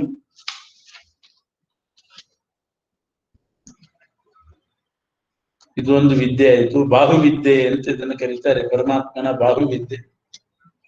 ಮುಂದೆ ಬರ್ತಕ್ಕಂಥ ವಿದ್ಯೆ ಜೀವನ ಯಜ್ಞ. ನಮ್ಮ ಜೀವನವನ್ನ ನಾವು ಯಜ್ಞ ರೂಪವಾಗಿ ಮಾಡಬೇಕು. ಆ ಜೀವನ ಯಜ್ಞ ಅನ್ನುವಂಥ ಒಂದು ವಿದ್ಯೆ ಉಪದೇಶ ಮಾಡಿದ್ದಾರೆ. ಅದರ ಸಾರ ಇಷ್ಟು: ಹುಟ್ಟಿದ ಮೇಲೆ ಮನುಷ್ಯ 116 ವರ್ಷ ಬದುಕಬಹುದು ಅಂತ. ಅದು ಯಜ್ಞ ರೂಪವಾಗಿ ಬದುಕಿದ್ರೆ, ನಮ್ಮ ಜೀವನವೆಲ್ಲ ಯಜ್ಞ ಆದರೆ ಆಗ ಬದುಕಬಹುದು. ಪ್ರಸಿದ್ಧವಾದ ಒಂದು ಯಜ್ಞಗಳಿದೆ. ಆ ಯಜ್ಞದಲ್ಲಿ 3 ಪ್ರಾತಃ ಸವನ, ಮಾಧ್ಯಂದಿನ ಸವನ, ಸಾಯಂ ಸವನ ಅಂತ 3 ಭಾಗ ಇದೆ. ಅದೆಲ್ಲ 3 ಸೇರಿ ಒಂದು ಯಜ್ಞ. ಪ್ರಾತಃ ಸವನ, ಮಾಧ್ಯಂದಿನ ಸವನ, ಸಾಯಂ ಸವನ ಅಂತ. ಪ್ರಾತಃ ಸವನ ಅನ್ನುವ ಯಜ್ಞ ಮಾಡುವಾಗ 24 ಅಕ್ಷರದ ಮಂತ್ರವನ್ನ ಪಠಿಸ್ತಾರೆ. 24 ಅಕ್ಷರದ ಮಂತ್ರಕ್ಕೆ ಗಾಯತ್ರಿ ಮಂತ್ರ ಅಂತ ಹೆಸರು. ಗಾಯತ್ರಿ ಛಂದಸ್ಸು ಅಂತ. ಗಾಯತ್ರಿ ಮಂತ್ರ ಬೇರೆ, ಗಾಯತ್ರಿ ಛಂದಸ್ಸು ಬೇರೆ. ತತ್ಸವಿತೃವರೆಣ್ಯಂ ಇದು ಗಾಯತ್ರಿ ಮಂತ್ರ, ಅದರಲ್ಲಿರೋ ಛಂದಸ್ಸು ಗಾಯತ್ರಿ ಛಂದಸ್ಸೆ. 24 ಅಕ್ಷರ ಇದ್ರೆ ಗಾಯತ್ರಿ ಛಂದಸ್ಸು. ಪ್ರಸಿದ್ಧ ಯಜ್ಞದಲ್ಲಿ ಪ್ರಾತಃಸವನ ಮಾಡುವಾಗ 24 ಅಕ್ಷರದ ಮಂತ್ರ. ಆಮೇಲೆ ಮಾಧ್ಯಂದಿನ ಸವನ ಅಂತ ಮಾಡುವಾಗ 44 ಅಕ್ಷರದ ಮಂತ್ರ. ಸಾಯಂ ಸವನ ಮಾಡುವಾಗ 48 ಅಕ್ಷರದ ಮಂತ್ರ. ಹೀಗೆ ಆ ಅಕ್ಷರದ ಮಂತ್ರಗಳನ್ನು ಹೇಳಿ ಆ ಯಜ್ಞ ಮಾಡಬೇಕು ಅಂತಿದೆ. ಅದೇ ರೀತಿ ಪ್ರಾತಃಸವನ 24 ಅಕ್ಷರದ ಪ್ರಾತಃಸವನ ಮಾಡುವಾಗ, ಆ ಮಂತ್ರದಿಂದ ಪ್ರಾತಃಸವನ ಮಾಡುವಾಗ ಆ ಯಜ್ಞಕ್ಕೆ ನಿಯಾಮಕರು ಅಗ್ನ್ಯಾದಿಗಳು. ಅಗ್ನಿ ಮೊದಲಾದ ವಸುದೇವತೆಗಳೆಲ್ಲ ನಿಯಾಮಕರು. 44 ಅಕ್ಷರದ ಮಂತ್ರಕ್ಕೆ ತ್ರಿಷ್ಟುಪ್ ಛಂದಸ್ಸು ಅಂತ ಹೆಸರು. ಮಾಧ್ಯಂದಿನ ಸವನ ಮಾಡುವಾಗ ರುದ್ರರು, ಏಕಾದಶ ರುದ್ರರು ಆ ಮಾಧ್ಯಂದಿನ ಸವನಕ್ಕೆ ನಿಯಾಮಕರು. 48 ಅಕ್ಷರದ ಮಂತ್ರ ಇದ್ರೆ ಜಗತಿ ಛಂದಸ್ಸು ಅಂತ ಹೆಸರು. ಸಾಯಂ ಸವನ ಮಾಡುವಾಗ ಅದನ್ನು ಹೇಳಬೇಕು. ಅದಕ್ಕೆ ಆದಿತ್ಯರು ನಿಯಾಮಕರು. ಇದು ಯಜ್ಞದ ಕ್ರಮ. ನಮ್ಮ ಜೀವನದಲ್ಲಿ ಇದನ್ನ ಅಳವಡಿಸ್ಕೋಬೇಕು. ಹಾಗೆ ನಾವು ಹುಟ್ಟಿದ ಮೇಲೆ 24 ವರ್ಷದ ತನಕ ಒಂದು ಜೀವನ ಅಂತ ಮಾಡಬೇಕು. 24 ದಾಟಿದ ಮೇಲೆ ಮತ್ತೆ 44 ವರ್ಷ ಅಂದ್ರೆ 68 ವರ್ಷದ ತನಕ, 24ರಿಂದ ಮೇಲೆ 44 ವರ್ಷ, 68 ವಯಸ್ಸಿನ ತನಕ ಮಾಧ್ಯಂದಿನ ಸವನ ಅನ್ನೋ ಯಜ್ಞದಂತೆ ಮಾಡಬೇಕು. 68 ಆದ್ಮೇಲೆ ಮತ್ತೆ 48 ವರ್ಷ ಜೀವನವನ್ನ ಸಾಯಂ ಸವನ ಅಂತ ಮಾಡಬೇಕು. ಪ್ರಾತಃ ಸವನಕ್ಕೆ ಗಾಯತ್ರಿ ಛಂದಸ್ಸು 24 ಅಕ್ಷರ, ಇಲ್ಲಿ ನಮ್ದು 24 ವರ್ಷ. ಮಾಧ್ಯಂದಿನ ಸವನಕ್ಕೆ ತ್ರಿಷ್ಟುಪ್ ಛಂದಸ್ಸಿನ ಮಂತ್ರ 44 ಅಕ್ಷರದ್ದು. ನಮ್ಮ ಜೀವನದಲ್ಲಿ 44 ವರ್ಷಗಳು. ಸಾಯಂ ಸವನಕ್ಕೆ ಜಗತಿ ಛಂದಸ್ಸು ಅಂದ್ರೆ 48 ಅಕ್ಷರದ ಮಂತ್ರ. ನಮ್ಮ ಜೀವನದಲ್ಲಿ 68 ಆದ್ಮೇಲೆ ಮತ್ತೆ 48 ವರ್ಷ, ಅಲ್ಲಿಗೆ 116 ಆಯ್ತು. ಹೀಗೆ ಅನುಸಂಧಾನ ಮಾಡಿ ಬದುಕಬೇಕು. ಆಹುತಿ ಯಾವುದು ಅಂತಂದ್ರೆ, ಒಂದೊಂದು ದಿವಸವನ್ನೇ ಪರಮಾತ್ಮನಿಗೆ ಆಹುತಿ ಅಂತ ಸಮರ್ಪಣೆ ಮಾಡ್ಬೇಕು. ರಾತ್ರಿ ಮಲಗುವಾಗ ಈ ದಿವಸ ನಾನೇನೇನು ಮಾಡಿದ್ದೇನೆ ಎಲ್ಲ ನಿನಗೆ ಆಹುತಿ ಅಂತ ಸಮರ್ಪಣೆ ಮಾಡ್ಬೇಕು. ಸಮರ್ಪಣೆ ಮಾಡುವಾಗ ಒಳ್ಳೆ ಕೆಲಸನೇ ಮಾಡಿದ್ರೆ ಸಮರ್ಪಣೆ ಮಾಡ್ಲಿಕ್ಕೆ ಬರ್ತದೆ. ಆಹುತಿ ಕೊಡ್ಬೇಕಾದ್ರೆ ತುಪ್ಪ, ಪಾಯಸ ಇದನ್ನೆಲ್ಲ ಕೊಡ್ತಾರೆ. ಯಾವ್ದ್ಯಾವ್ದು ನಿಷಿದ್ಧ ಪದಾರ್ಥಗಳನ್ನು ಮಾಡಿ ಆಹುತಿ ಕೊಡೋದಿಲ್ಲ. ಅದರಿಂದ ಒಳ್ಳೆ ಜೀವನ ನಡೆಸಿ ಆ ದಿವಸವನ್ನೇ ಪರಮಾತ್ಮನಿಗೆ ಆಹುತಿ ಅಂತ ಸಮರ್ಪಣೆ ಮಾಡಬೇಕು. ಇದರ ಲಾಭ ಏನು ಅಂದ್ರೆ, ಪ್ರಾತಃಸವನಕ್ಕೆ ಅಗ್ನ್ಯಾದಿ ವಸುದೇವತೆಗಳು ನಿಯಾಮಕರು. ಅವ್ರ ಜವಾಬ್ದಾರಿ, ಅವರು ಪೂರ್ತಿ ಪ್ರಾತಃಸವನ ನಡೆಸುವವರು ಅವರು. ಹಾಗೆ ನಮ್ಮ ಜೀವನದಲ್ಲಿ 24 ವರ್ಷದ ಜೀವನಕ್ಕೆ ನಮ್ಮ ದೇಹದಲ್ಲಿರ್ತಕ್ಕಂಥ ದೇವತೆಗಳೇ ವಸುದೇವತೆಗಳು, ಇಂದ್ರಿಯಾಭಿಮಾನಿ ದೇವತೆಗಳು, ತತ್ವಾಭಿಮಾನಿ ದೇವತೆಗಳು ದೇಹದಲ್ಲಿರ್ತಾರೆ. ಆ ತತ್ವಾಭಿಮಾನಿ ದೇವತೆಗಳನ್ನೇ ಪ್ರಾತಃಶ್ರವಣದ ನಿಯಾಮಕರು. ನೀವು 24 ವಯಸ್ಸಿನಲ್ಲಿದ್ದೇವೆ, 24ರ ತನಕ ಪ್ರಾತಃಶ್ರವಣದಲ್ಲಿದ್ದೇವೆ, ಇದು ಪೂರ್ತಿ ನಡಿಬೇಕು, ಯಜ್ಞ ಮಾಡ್ತಾ ಇದ್ದೀವಿ ಪರಮಾತ್ಮನಿಗೆ, ಅದರಿಂದ ರೋಗ ರುಜಿನ ಬರದಂತೆ ನೋಡ್ಕೊಳ್ರಿ ಅಂತ ಅವರನ್ನು ಕೇಳ್ಕೊಳ್ಬೇಕು.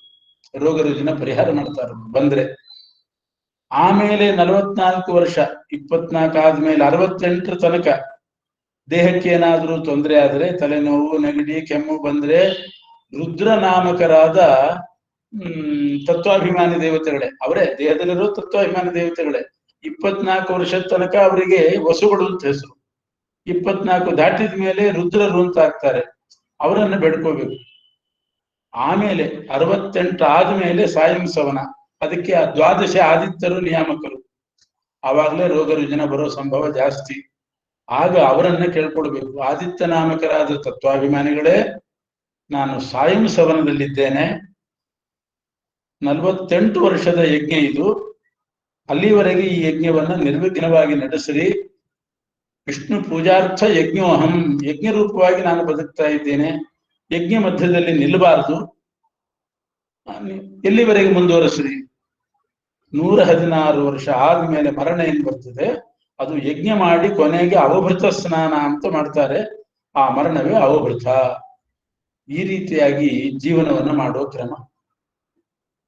ಈ ರೀತಿ ಒಬ್ಬ ಮಹಿದಾಸ ಐತರೇಯ ಅಂತ ಒಬ್ಬ ಋಷಿ, ಮಹಿದಾಸ ಐತರೇಯ ಅನ್ನೋ ಒಬ್ಬ ಋಷಿ ಇದೇ ರೀತಿ ತನ್ನ ದೇಹಕ್ಕೆ ರೋಗ ರುಜಿನ ಬಂದಾಗ ಆ ವಸು, ರುದ್ರ, ಆದಿತ್ಯ ಅನ್ನೋ ಹೆಸರಿನ ತತ್ವಾಭಿಮಾನಿ ದೇವತೆಗಳನ್ನ ಪ್ರಾರ್ಥನೆ ಮಾಡಿ ರೋಗ ರುಜಿನಗಳನ್ನೆಲ್ಲ ಪರಿಹಾರ ಮಾಡಿಕೊಂಡು ಆ ಯಜ್ಞವನ್ನ ಪೂರ್ತಿಗೊಳಿಸಿದ್ದಾನೆ.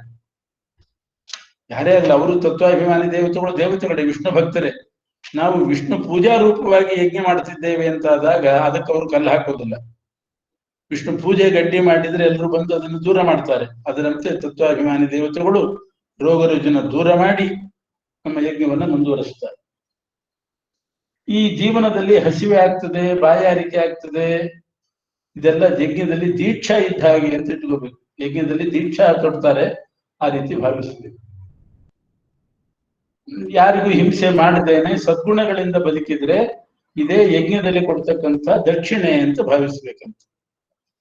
ಹೀಗೆ ಜೀವನವನ್ನ ಯಜ್ಞ ರೂಪವಾಗಿ ಅನುಸಂಧಾನ ಮಾಡಿ ಬದುಕಬೇಕು ಅನ್ನುವ ಯಜ್ಞವಿದ್ಯೆ, ಜೀವನ ವಿದ್ಯೆಯನ್ನು ಕೂಡ ಈ ಉಪನಿಷತ್ತು ತಿಳಿಸಿದೆ.